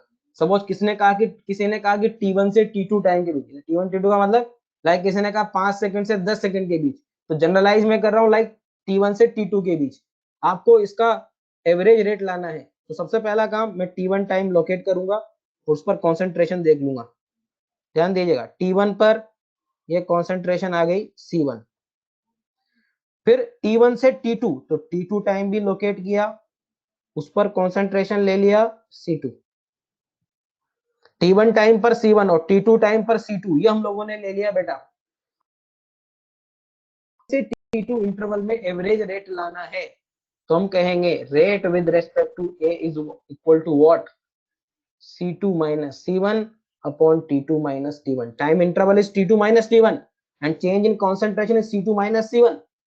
Is that clear to everybody? ठीक है, ठीक है। लेकिन अब यहां पर एक बात देखो कि ये जो वैल्यू आई, पहले तो वैल्यू निकालना आ गया सबको, जो भी इंटरवल है उसके दो लिमिट के बीच हम C1 C2 लेंगे और delta C by delta T कर लेंगे, ये इसका मतलब है। आप यहां पर देखिए कि C2 कम है क्योंकि रिएक्टेंट का ग्राफ है बेटा, आर रिएक्टेंट है, मैंने यहां दिखाया भी है। क्योंकि ये रिएक्टेंट का ग्राफ है इसलिए C1 छोटा है, C1 बड़ा है और C2 छोटा है, तो ये वैल्यू डेफिनेटली हमें कैसी दिखाई पड़ रही है, नेगेटिव। इसको मैं आर ए की जगह आर आर लिख रहा हूं। In place of this I write R R, क्योंकि अब तुमने आर ले लिया है, rate with respect to R. This rate with respect to reactant is coming negative, क्योंकि आप जानते हैं कि रिएक्टेंट का कॉन्सेंट्रेशन कम हो रहा है। लेकिन हम नेगेटिव रेट को लिखने से बचने के लिए इसको लिख देते हैं माइनस ऑफ आर आर। अगर मैं इसको पॉजिटिव लाना चाहता हूं तो आर आर को क्या कर दूं, माइनस ऑफ आर आर, और ये वैल्यू आप देखिए ये क्या बन गई हमारी, C1 minus C2 upon T2 minus T1। अरे ये वैल्यू पॉजिटिव आ गई कि ना आ गई, अगर मैंने इसको C1 माइनस C2, और इसको हम क्या नाम दे देते हैं यहाँ पर, इसको कहते हैं रेट ऑफ डिसअपीयरेंस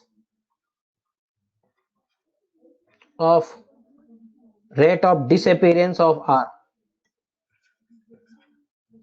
समझ आई बात? तो जब भी किसी रिएक्टेंट का हम रेट लिखेंगे उसको क्या बोलते हैं, रेट ऑफ डिसअपीयरेंस।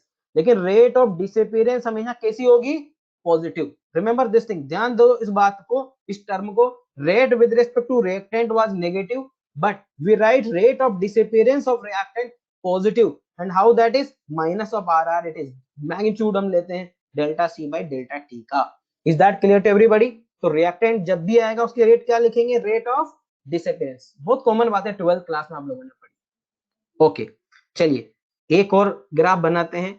मान लो कंसंट्रेशन ऑफ प्रोडक्ट दिया जाता है और उसके लिए सब बातें करते हैं।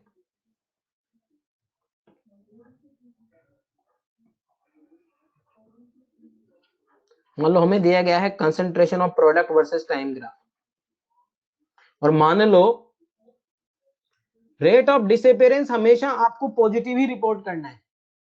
ठीक है, इस बात को आप समझें, ये नेगेटिव नहीं लेना।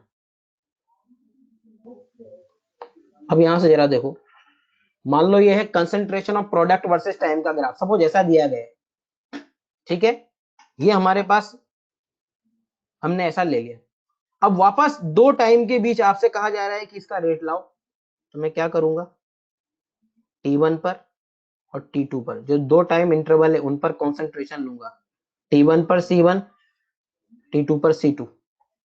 वापस मैं कहूंगा rate with respect to product, and that is what C2 minus C1 upon T2 minus T1। ये वैल्यू पॉजिटिव ही आ रही है, इसमें कोई चक्कर नहीं। ठीक है, तो एक बात समझ में आ रही है कि रिएक्टेंट का कंसंट्रेशन टाइम के साथ घटता है, इसलिए नेगेटिव थी।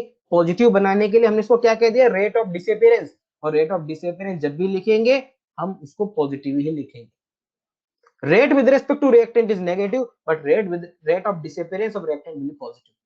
हाँ, जो रेट ऑफ प्रोडक्ट होती है उसको हम क्या नाम देते हैं, यू नो, आरपी को क्या नाम देते हैं बताइए, याद आ रहा है आपको? क्या कहते हैं इसको हम लोग, आरपी को? रेट ऑफ अपीयरेंस और फॉर्मेशन भी कह सकते हैं। रेट ऑफ अपीयरेंस और फॉर्मेशन ऑफ प्रोडक्ट। तो प्रोडक्ट की रेट पॉजिटिव और रिएक्टेंट की रेट नेगेटिव थी, लेकिन हम जब लिखते हैं डिसअपीयरेंस तो डिसअपीयरेंस में नेगेटिव साइन आ चुका। बहुत सिंपल सी बात। तो प्रोडक्ट के लिए अपीयरेंस और रिएक्टेंट के लिए डिसअपीयरेंस, कोई नई बात नहीं है, आप लोग जानते हैं। तो आगे बढ़े हम लोग बच्चों, ओके है यहां तक? अरे याद दिलाना है मुझे, बाकी मैं उम्मीद करता हूँ कि आप सबको पता है ये सब बातें। ओके, आगे बढ़ते हैं, बहुत ही बेसिक बातें। चलिए जी, ये बात भी हमारी हो गई कि अलग अलग तरह की रेट कौन सी होती है। इसमें पहला टाइप हो गया एवरेज रेट। दूसरे टाइप पर आ जाओ, second type, instantaneous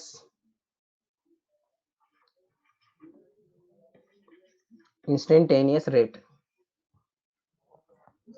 instantaneous rate, अब आते हैं इंस्टेंटेनियस रेट। ये क्या है, हम लिख सकते हैं it is the rate of change of concentration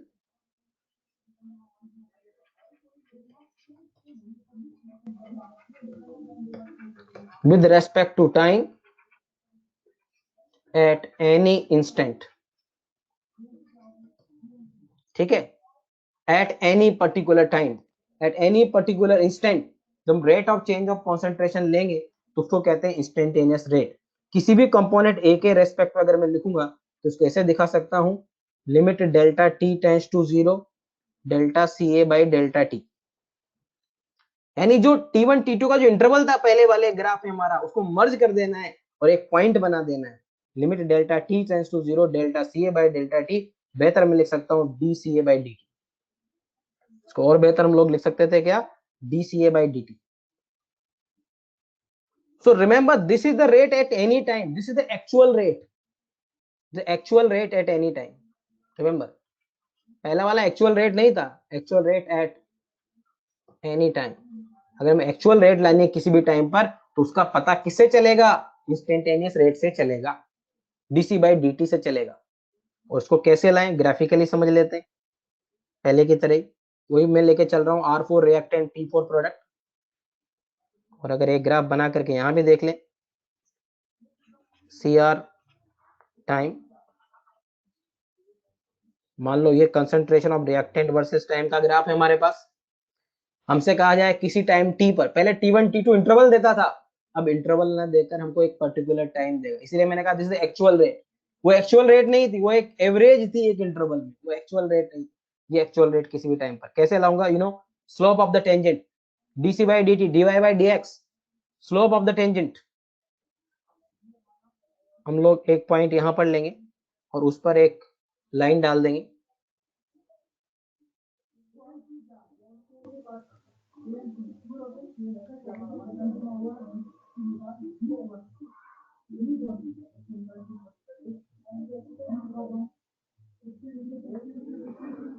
ये देखिए हमने एक टेंजेंट डाला यहां पर,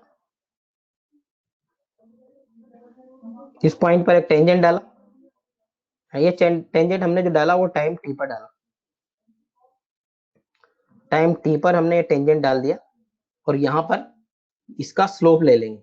से दिस एंगल इज थीटा, ये थीटा एंगल अगर हमने मेजर कर लिया तो बच्चों हम लोग कह देंगे कि रेट ऑफ आर, लेकिन I write minus of R R. Why I write minus of R R, समझ में आ रहा होगा आपको? रेट ऑफ डिसअपीयरेंस बनाने के लिए पॉजिटिव बनाने के लिए इसको लिख दे रहा हूँ is equal to ten theta. तो rate of disappearance of R will be equal to ten theta. Actually slope was negative, तो नेगेटिव रेट हमें चाहिए नहीं थी, हमें पॉजिटिव लानी थी, तो टेन थीटा करके हम लोग यहाँ से ला सकते थे। अदरवाइज आप जानते हैं टेन थीटा को आप ओ ए बाई ओ बी से, अगर यहाँ पर ए और बी है यहाँ पे कट किया है, तो आप ओ ए बाई ओ बी से भी इसको कैलकुलेट कर सकते थे। तो कैसे लाएं, समझ में आई बात सबको? Slope of the tangent. चलिए एक और ग्राफ प्रोडक्ट का भी ले लेते हैं।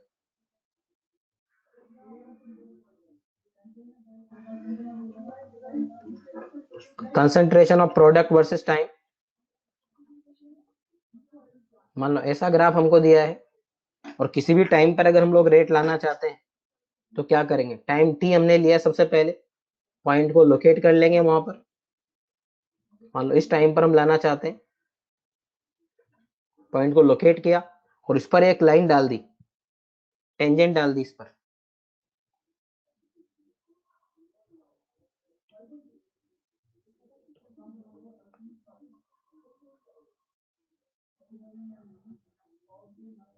यहां पर हम लोगों ने ऐसा एक टेंजेंट डाल दिया बेटा, और टेंजेंट जो डाला इसका स्लोप अब हमको चाहिए।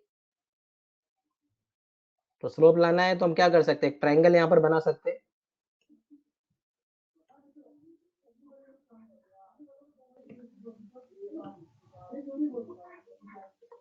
This is the angle theta. I can measure tan theta here, and rate with respect to product I can write tan theta, rate of appearance of the product. तो प्रोडक्ट के लिए हमेशा रेट ऑफ अपीयरेंस और reactant के लिए हमेशा rate of disappearance. किसी भी टाइम पर हम लोग टेंजेंट डालेंगे और रेट निकाल पाएंगे। Is that clear to everybody? अरे समझ में आ रही है बात? इंस्टेंटेनियस रेट का मतलब क्या है? प्रांजल बंसल, तुम पहले काफी बात कर रहे थे इंस्टेंटेनियस रेट की, अब आया इंस्टेंटेनियस रेट। अब बताओ, अब बोलो अपना doubt. Pranjal, is there any doubt now? Pranjal Bansal, clear है इतनी बात सबको? चलिए जी, ओके। तो इंस्टेंटेनियस रेट का यूनिट हो या एवरेज रेट का यूनिट हो बेटा, एक ही होगा। क्या होगा, delta C by delta T से या delta P by delta T से। ऑर्डर से कोई लेना देना नहीं। एवरेज से इंस्टेंटेनियस जाने पर रेट के यूनिट पे कोई फर्क नहीं पड़ने वाला। That should be clear to everybody. एक बात और मैं कहना चाहता हूं यहां पर, एक बात और कहना चाहता हूं यहां पर, कि कई बार हम एक टर्म यूज करते हैं, initial rate. Initial rate, what is that? Rate at T equal to zero, that is instantaneous rate at T equal to zero. तो अगर मैं टी इक्वल टू जीरो पर एक टेंजेंट यहां पर डाल दूं, जैसे मान लो मैं इस ग्राफ के अंदर ही टी इक्वल टू जीरो पर अगर एक टेंजेंट डाल दूं, बच्चों देखो जरा, यहां पर अगर टी इक्वल टू जीरो पर एक टेंजेंट डाल दूं मैं, ये देखो,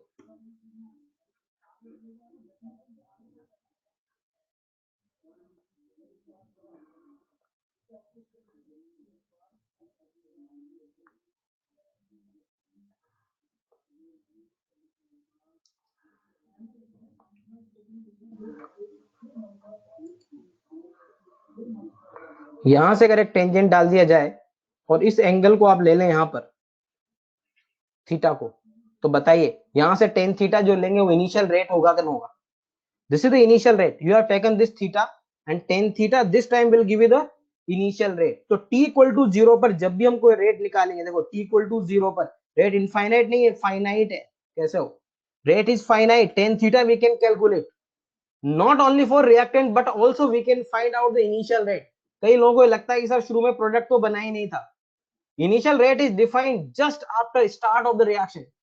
टी इक्वल टू जीरो का मतलब just after start of reaction. और आप देखिए इस ग्राफ में भी हम लोग टी इक्वल टू जीरो पर एक टेंजेंट खींचेंगे तो हमको यहाँ भी एक इनिशियल रेट दिखाई पड़ेगी। आप देखिए यहाँ पर ये मैंने टेंजेंट खींचा है, और ये अगर टेंजेंट मैंने खींचा है और मैं अगर इसका एंगल ले लूं थीटा, तो आप देख पाएंगे ये जो एंगल बनेगा हमारा, ये भी टेन थीटा देगा। लेकिन ये टेन थीटा इस बार हमको क्या देने वाला है, टी इक्वल टू जीरो पर just after the start of the reaction.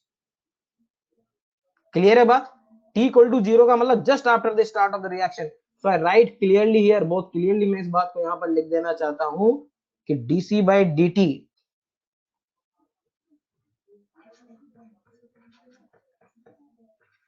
Eight T equal to zero is called what, initial rate.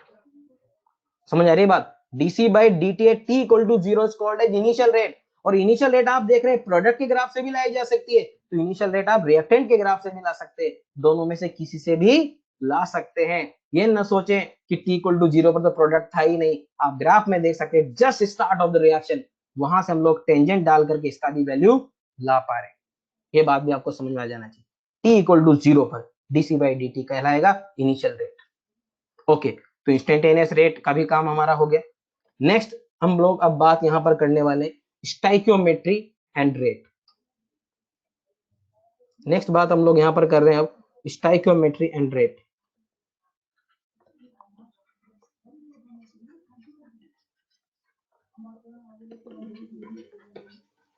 Stoichiometry and rate in a reaction. बेटा अभी मैंने आप लोगों को, देखो हर एक बात को बहुत ध्यान से सुनना, अभी अभी बेटा मैंने आप लोगों को एक बात कही कि एक रिएक्शन में कई सारे रिएक्शन कंपोनेंट हो सकते हैं, इनमें से कोई रिएक्टेंट है तो इनमें से कोई प्रोडक्ट, और रेट हम किसी के भी रेस्पेक्ट में लिख सकते हैं, आर के रेस्पेक्ट भी लिख सकते हैं तो पी के रेस्पेक्ट में भी लिख सकते हैं।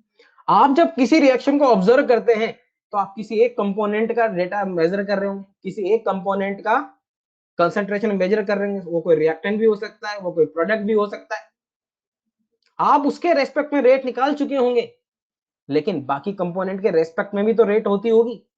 तो एक कंपोनेंट का रेट पता चल गया तो बाकी कंपोनेंट का रेट कैसे लाएं, बहुत ही इंपॉर्टेंट पार्ट, कई बार क्वेश्चन देखने को मिले हैं यहां से, उसी पर हम लोग आ जाते हैं। सो नेक्स्ट इसको समझने के लिए मैं लेता हूं एक एग्जांपल कि मान लीजिए एक जनरल रिएक्शन है हमारे पास M1A M2B, M1 and M2 are the coefficients giving the N1C.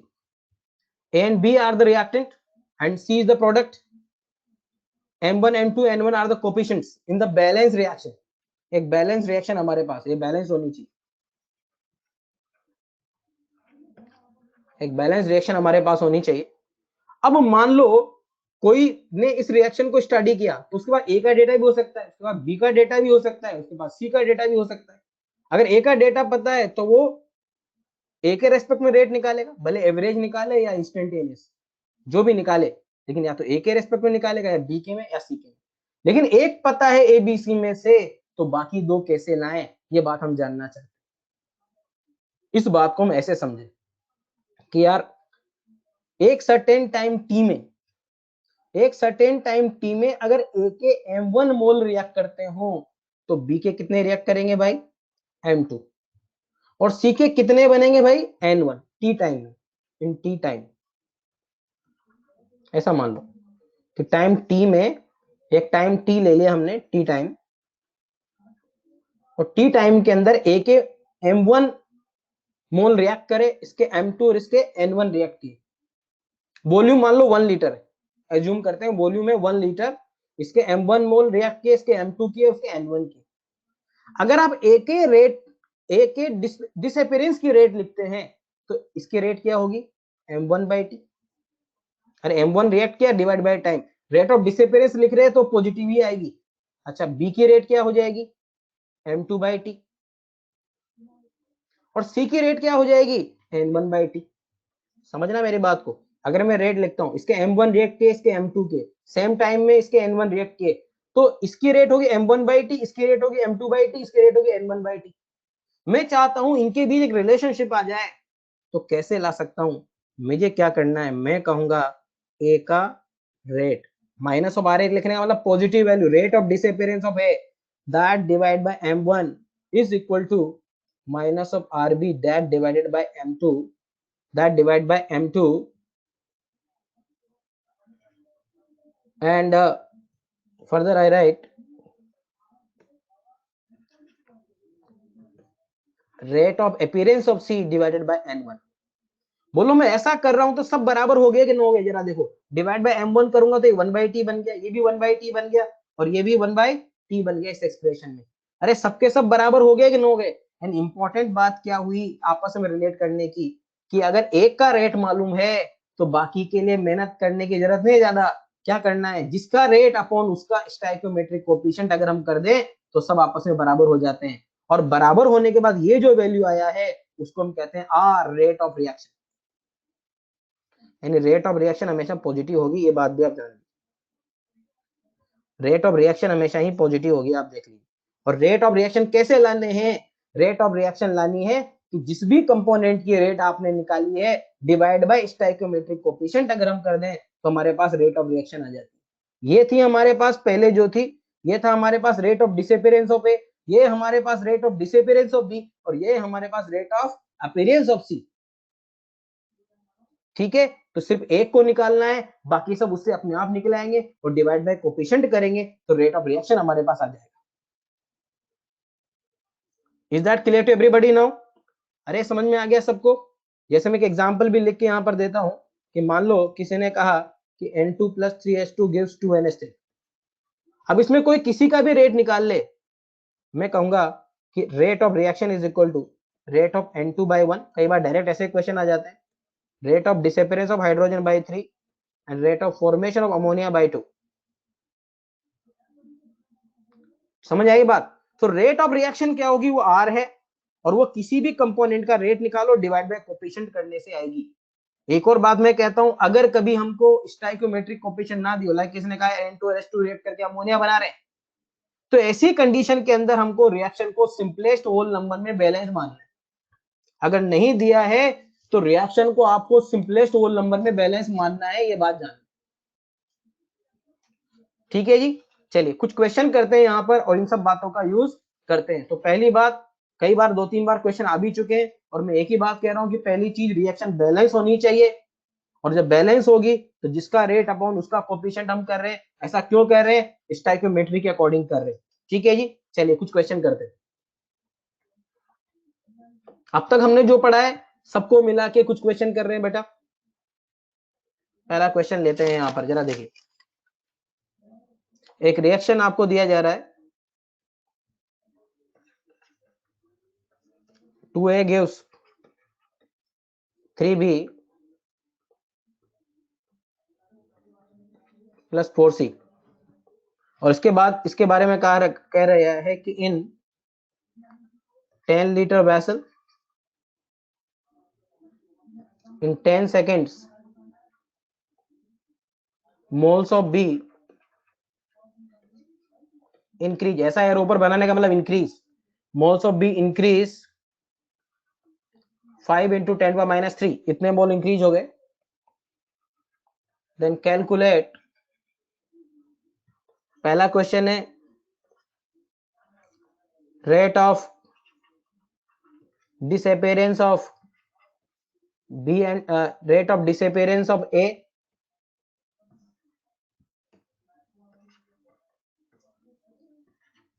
Rate of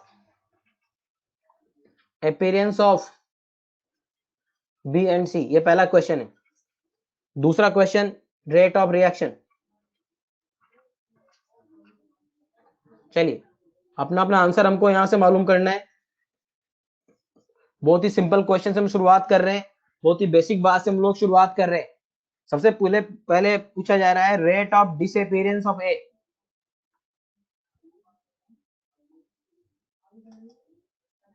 rate of disappearance of A सबसे पहले हमें लेकर के आने का है। कैसे लाएंगे हम लोग? पहला पार्ट अगर हम लोग देखें तो बहुत ही सिंपल तरीके से हम कहेंगे rate of disappearance of A यानी minus of R A is equal to what? Mole इतने हैं, वॉल्यूम दिया हुआ है, कॉन्सेंट्रेशन में लाना चाहेंगे तो हम कह देंगे it is delta N A by V upon delta T. ये डेल्टा सी हो गया ना, mole upon volume concentration. Right here 5 into 10⁻³ divide by 10 litre upon 10 second. 5 into 10⁻5 molarity per second. बोलिए, ये हमारे पास rate of disappearance of A आ गया। ध्यान दिए, rate of disappearance of A क्या होगा? ऋतिक सिद्धाना ध्यान दो, ठीक है। तो increase this moles of B increase, इतने इंक्रीज हुए हैं यानी एक बी के मोल में इतना चेंज आया है, तो change in mole divide by volume concentration and upon time molarity पर सेकंड में आंसर आ गया। यही रेट ऑफ डिसअपीयरेंस ऑफ ए होगा। ध्यान दीजिए, ये रेट अगर डिवाइड कर दिया हमने फैक्टर से तो वो रेट ऑफ डिसअपीयरेंस हो जाएगा और रेट ऑफ रिएक्शन हो जाएगा। तो रेट ऑफ डिसअपीयरेंस ऑफ ए यही होगा। अच्छा बी का है, ओके बी का दिया है तो okay sorry, it is rate of B. हमें ए का डेटा नहीं दिया, ये बी का दिया है, so I write R B. तो rate of appearance of B आ गया हमारे पास, ठीक है। तो rate of appearance of B आ गया सबका, is that clear to everybody? अब जरा बी का जब वैल्यू आ गया हमारे पास, तो बाकी सबको एक ही लाइन में बना देना है। कैसे बना देना है? हम कहेंगे R is equal to minus of R A by 2 is equal to R B by 3 is equal to R C by 4, ठीक है। और जब जैसे ही हम आर बी का वैल्यू डालेंगे, सारी वैल्यू हमारे पास यहां से आती हुई साफ साफ नजर आ जा रही है। आर बी का वैल्यू डाल दीजिए, that is 5 into 10 to the power minus 5। समझ आ रही बात? Rate of disappearance of A लानी है तो इट इज ट्वाइस, 2/3 टाइम्स हो गया। आर लानी है तो डिवाइड बाय 3 हो गया। मेरे ख्याल से सारे क्वेश्चन एक ही बार में हो गए। अरे हो गए अब सबके, ठीक है। सिद्धाना यही आ रहा है, वेरी गुड, बहुत बढ़िया। तो पहले ये बी का निकलेगा क्योंकि बी का डेटा दिया है, और बी का आ गया तो उससे बाकी सारे आंसर आप निकाल लोगे ना सारे। यहाँ से आर सी लाना हो, आर ए लाना हो, आर लाना हो। ध्यान दीजिए, अगर आपने डिवाइड बाई यहीं पर 3 कर दिया होता तो वो रेट ऑफ रिएक्शन होगा। डिवाइड बाई 3 कर दिया तो रेट ऑफ रिएक्शन हो जाएगा, बी का रेट नहीं हुआ। बी का rate simply delta C by delta. चलिए दूसरा क्वेश्चन लेते हैं। Another question, you write. दूसरा क्वेश्चन हमारे पास आता है, एक रिएक्शन दी है N2 plus 3H2 that gives 2NH3। कहा जा रहा है कि rate of formation of ammonia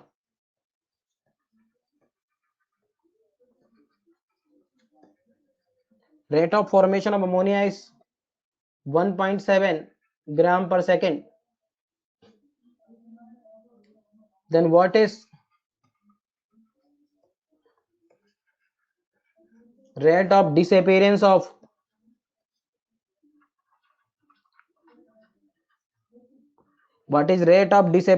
hydrogen in gram per second? Another question, बहुत ही आसान क्वेश्चन, लेकिन मैंने बहुत बच्चों को गलत करते हुए देखे। थोड़ी थोड़ी बातों का ध्यान रखना है बस। क्वेश्चन है, rate of formation of ammonia is 1.7 gram second, then what is the rate of disappearance of hydrogen in gram per second? How we can do it? बहुत सीधी सीधी बात हमको करनी है कि पहले रेट का एक्सप्रेशन लिख लो, क्योंकि हमारे पास अमोनिया की रेट है और हमको हाइड्रोजन की रेट लानी है। तो हाइड्रोजन और अमोनिया के बीच बाकी सबका आने को लिखने की जरूरत भी नहीं, टू द पॉइंट काम करे कि अमोनिया और हाइड्रोजन में क्या रिलेशन है। ये रहा, मैं कहूंगा कि rate of disappearance of hydrogen divided by 3 is equal to rate of ammonia divide by 2। ये रिलेशन आ गया। और यहां से मैं लिख सकता हूं कि rate of disappearance of hydrogen is equal to 3/2 times of rate of ammonia. ये हमारे पास आ गया बच्चा। लेकिन एक बात देखो, हमको अमोनिया की रेट दे रखी है 1.7, और 1.7 अगर हमने डाल दिया यहाँ और 5.1/2 कैलकुलेट कर लिया, जो कई लोग निकाले भी 2.55, दैट इज ये यहां से अगर डायरेक्ट निकाल लिया आपने तो that will be wrong answer. अगर डायरेक्ट यहां से निकाल लिया तो वो गलत आंसर होगा। अगर आपने डायरेक्ट यहाँ 1.7 डाल दिया तो क्यों? क्योंकि हम जानते हैं कि स्टाइकियोमेट्री मोल में चलती है, कॉन्सेंट्रेशन में चलती है, पार्शियल प्रेशर में चलती है, लेकिन मास में बिल्कुल नहीं चलती। बहुत छोटी बात है लेकिन इंपॉर्टेंट बात है क्या, कि स्टाइकियोमेट्री मास में नहीं चलती, मोल में चलती है, कॉन्सेंट्रेशन में चलती है, प्रेशर में चलती है, मास में नहीं चलती। कभी हम ये नहीं कह सकते कि 1 gram nitrogen will react with 3 grams of hydrogen and from 2 gram of ammonia, ये हम नहीं कह सकते। तो इसलिए यहाँ हमको अमोनिया की रेट मोल में लेनी पड़ेगी पहले। तो अमोनिया की रेट की जगह जब आप वैल्यू डालोगे तो वो लिखोगे 1.7/17, 1.7 डिवाइड बाय 17 मोल बनाओगे, और हम देख रहे हैं 0.1 यानी 0.3/2, ये बन गया मोल पर सेकंड में। Rate of disappearance of hydrogen आई, लेकिन किस में आई? मोल पर सेकंड में। अब मोल पर सेकंड में आई है, हमको ग्राम पर सेकंड में चाहिए तो हम वापस ग्राम में बना लेंगे, लेकिन मोल हाइड्रोजन के हैं तो मोलर मास भी हाइड्रोजन का लेना पड़ेगा। और हाइड्रोजन का मोलर मास कितना होता है? 2, H2 है ये, तो 2 से जब करेंगे तो आंसर आ जाएगा 0.3 ग्राम पर सेकेंड। आंसर बन जाएगा 0.3 gram per second. Is that clear to everybody? Answer gram per second में आ गया। लोकेश शर्मा, तो ये ग्राम पर सेकंड में तो निकाला है मैंने। इंपॉर्टेंट बात ये है कि स्टाइकियोमेट्री मोल में चलती है, समझ आ रही बात? कॉन्सेंट्रेशन में चलती है, पार्शियल प्रेशर में चलती है, ग्राम में नहीं चलती। अगर आपने डायरेक्ट लिख दिया ना, ये क्वेश्चन जब भी आएगा तो एक ऑप्शन ऐसा जरूर होगा जिसमें आप ग्राम में डायरेक्ट वैल्यू रखते हैं, यानी समझ लो 5.1/2, एक आंसर ऐसा जरूर होगा, गलती होने का पूरा चांस रहेगा। तो मैंने यही बात कह रहा हूँ कि क्वेश्चन छोटे छोटे हैं लेकिन इंपॉर्टेंट बातें हैं जिनको हमें यहाँ से समझना है। ठीक है जी, अगला क्वेश्चन लेते हैं। नेक्स्ट क्वेश्चन लेते हैं यहाँ पर। तो सारे क्वेश्चन ऐसे हम लोग ले रहे हैं जो बहुत सीधे सीधे ऐसे इजी इजी हैं। रेट को मास में लिख सकते हैं लेकिन स्टाइकियोमेट्री मास में नहीं लगा सकते हैं प्रांजल बंसल।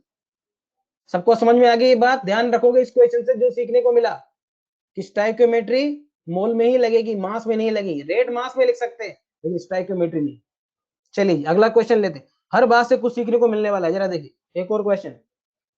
ए gas giving you the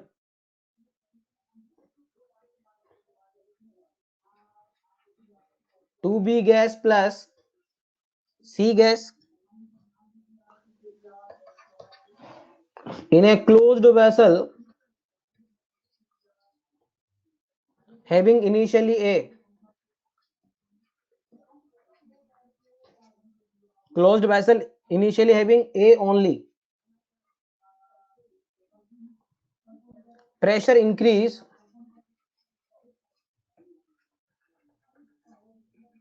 from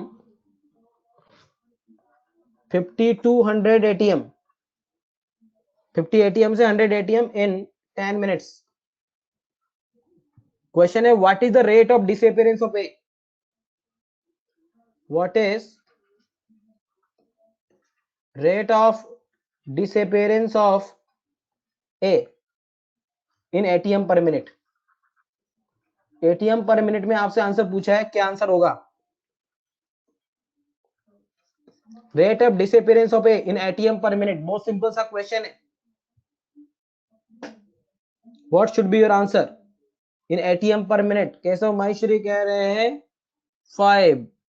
unfortunately it is wrong answer. Keshav क्या गलती करी उसको देखो।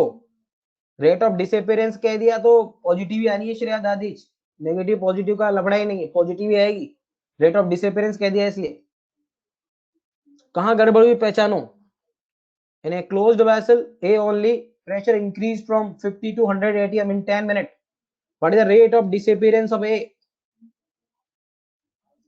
जरा देखिए, हम कहेंगे rate of disappearance of A minus of R A is equal to what? Delta P A by delta T. और मैं कह रहा हूं mod of delta P A, क्योंकि मुझे पॉजिटिव वैल्यू चाहिए रेट ऑफ डिसअपीयरेंस में।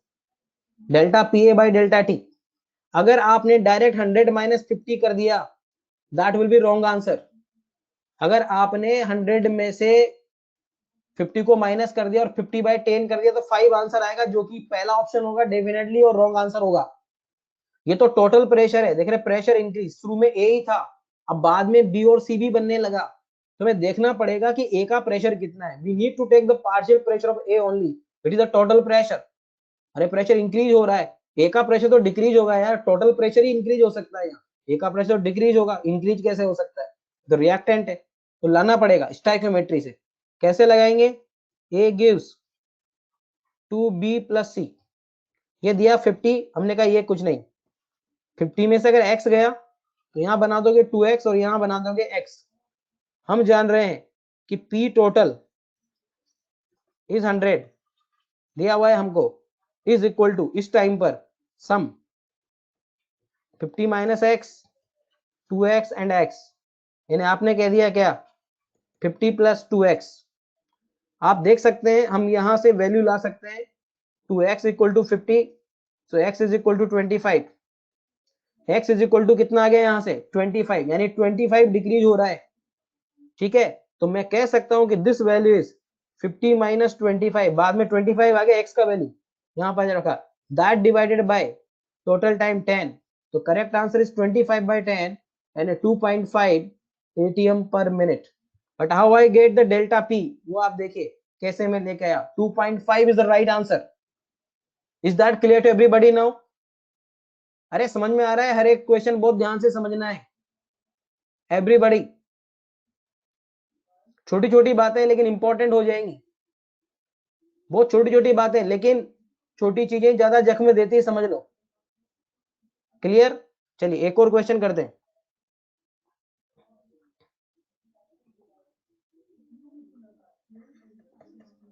अखिलेश कुमार पासवान, ध्यान सिर्फ काम की बात पर। रिया टोटल प्रेशर का इसलिए पता चला क्योंकि ए का प्रेशर तो घटना था, रिएक्टेंट है तो टोटल प्रेशर बढ़ के ही इंक्रीज हो सकता है। ठीक है, सो वही सबने बात की। Twice of N2O5 gives 4 of NO2 plus O2, सब गैस फेज में। एक रिएक्शन हमको दिया हुआ है, यहां पर डेटा दिया है N2O5 e to the power minus of KT, K का वैल्यू दे दिया है 10⁻⁴ सेकंड इनवर्स। ये हमारे पास आ गया है। पहला क्वेश्चन है रेट ऑफ डिसअपीयरेंस, ROD मतलब rate of disappearance, rate of disappearance of N2O5 at 10⁴ second. और दूसरा क्वेश्चन है rate of reaction in first 10⁴ second. दो question, how you solve. Reaction हमको दिया हुआ है, पहला है rate of disappearance of N2O5 at 10⁴ second. N2O5 का कॉन्सेंट्रेशन किसी भी टाइम t पर हमको दिया हुआ है। सबसे पहली बात, आप पहला क्वेश्चन जब पढ़ रहे हो तो मुझे ये बताओ कि कैसी रेट की बात कर रहा है, आई मीन एवरेज रेट और इंस्टेंटेनियस रेट। पहला वाला क्वेश्चन, एवरेज रेट और इंस्टेंटेनियस। Very good, instantaneous. सबसे पहले तो हमें ये समझना पड़ेगा क्वेश्चन के अंदर कि एवरेज रेट की बात हो रही है इंस्टेंटेनियस। जब किसी टाइम पर बात होती है तो इंस्टेंटेनियस ही होती है, एट 10⁴ सेकेंड, एक पर्टिकुलर टाइम पर बात हो रही है, इंटरवल की नहीं। तो हमें लाना पड़ेगा dc/dt। सो आई राइट कि minus of dN2O5/dt we how to find. अरे ये तो होगा rate of disappearance minus of dc/dt, तो माइनस ऑफ dN2O5/dt ये हमें लेके आना पड़ेगा। और ये अगर हम सोल्व करें तो यहां से इसको डिफरेंशिएट करके ला सकते हैं। तो हम देख रहे हैं माइनस के, लेकिन आगे माइनस लगा था तो plus k into e to the power minus of KT, ये हमारे पास आ गया। तो वैल्यू डाल दीजिए बस आप, k का वैल्यू है हमारे पास, देख रहे हैं 10⁻⁴, और यहां पर हम वैल्यू डाल देंगे k और t का, तो e की पावर माइनस k का वैल्यू 10⁻⁴ और टाइम देख रहे हैं 10⁻⁴, तो कुल मिलाकर आंसर आ गया 10⁻⁴ divided by E, 10⁻⁴ divide by E, ये आपका आंसर आ जाना चाहिए पहला answer. Is that clear to everybody? 10⁻⁴ by E कितने लोगों का आ गया है, समझ में आ रहा है सबको? ओके, जिसको डाउट हो बोलो। एक बात जो समझनी थी वो यही समझनी थी कि पहला क्वेश्चन हमें बात कर रहा है किसकी, इंस्टेंटेनियस रेट की, ये एवरेज नहीं है। चलिए दूसरे पार्ट पे आ जाओ, rate of reaction in first 10⁴ second, first 10⁴ second, it is average और instantaneous? Average, very good. Rajat Kumar, differentiate करना नहीं आता क्या? डिफरेंशिएट करो, पहला वाला आ जाएगा। तो कभी भी कंसंट्रेशन दिया है और इंस्टेंटेनियस रेट लाना है तो माइनस dc/dt, टाइम के रेस्पेक्ट में डिफरेंशिएट किया। सेकंड पार्ट फर्स्ट 10⁴ सेकेंड, यानी इंटरवल आ गया, और इंटरवल कहां से कहां तक है, 0 से 10⁴, इस इंटरवल में हमको रेट चाहिए, 0 से 10⁴ के बीच हमको रेट चाहिए। तो यहां हमें चाहिए रेट, लेकिन रेट लाने के लिए पहले हम लाते हैं माइनस डेल्टा N2O5/ΔT, क्योंकि ये अगर आ गया तो इससे हम रेट ऑफ रिएक्शन ला पाएंगे, that is minus of Rn2O5। और ये वैल्यू कैसे लाएंगे, change in concentration upon time. ठीक है, change in concentration upon time, molarity में मान के चलें इसको, कॉन्सेंट्रेशन आर इन मोलैरिटी। तो यहां पर रेट कैसे लाएंगे, ΔC/ΔT। तो ये दो टाइम है हमारे पास, ये कहां से कहां हो गया, 0 से 10⁴ का इंटरवल हो गया। जब t = 0 डालूंगा तो कॉन्सेंट्रेशन कितनी आ गई, 1। t इक्वल टू 0 डालूंगा यहाँ पर कॉन्सेंट्रेशन ऑफ N2O5 में, ध्यान दीजिएगा, तो ये आ गई हमारे पास 1 माइनस 10 टू द पावर 4 पर जब वैल्यू डालूंगा तो ये आ जाएगी e की power -1 and this whole value divide by time delta t is 10 power 4. ये हमारे पास होगा average rate in this interval, और जब एवरेज रेट आ गया तो rate of reaction will be this value divide by half, whole value divide by half, यानी आप कह देंगे सीधा minus of r N2O5 divide by 2, that should be your answer, it is half of this value, ये answer आपका होना चाहिए। Divide by 2 किया क्यों? क्योंकि रेट ऑफ रिएक्शन चाहिए था। Is that clear to everybody? अरे समझ में आ रहे हैं सारे क्वेश्चन सबको? डिवाइड बाय 2 क्यों किया, क्लियर हो रहा है? तो 3-4 क्वेश्चन मैंने यहाँ पर अभी कराए हैं बच्चों, और आपको उनसे एक आइडिया लग जाना चाहिए कि हम छोटी छोटी गलतियां करते हैं, पता हो तो ये भी, ठीक है? तो उन बातों को हमें समझना है। रेट आपका मोलैरिटी पर सेकंड में आ जाएगा, क्योंकि सेकंड इनवर्स है के का यूनिट, यानी टाइम सेकंड में लेना है, ठीक है? तो इसलिए जो रेट तो हमेशा मोलैरिटी पर सेकंड में लेनी जब कंसंट्रेशन ले रहे होते, तो मोलैरिटी में कंसंट्रेशन है तो मोलैरिटी पर सेकंड ये हमारा हो गया। बताइए कंप्लीट है सबका एवरीबॉडी? ओके, आप लोगों के भी एक और क्लास है आज, तो इसलिए आज की क्लास यहीं पर हम लोग एंड कर रहे हैं।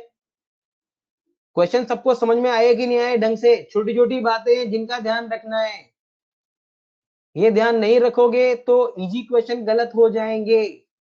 इन क्वेश्चन से हमें ये सीखने को मिलना चाहिए, वरना फालतू टाइम नहीं है हमारे पास कि हम इतना टाइम क्वेश्चन कराने में देते रहें। लेकिन हमेशा मैं सोचता हूँ कि इन छोटी छोटी बातों को एक बार हम डाल लेंगे अपने मन में तो आगे से गलती नहीं होगी बेटा। चलिए अब मैं आप लोगों को हैंड आउट दे रहा हूँ, और हैंड आउट के बाद जो भी थोड़ा बहुत टाइम मिलेगा उसमें जो भी डिस्कशन के लिए रुकना चाहे रुक सकते हैं।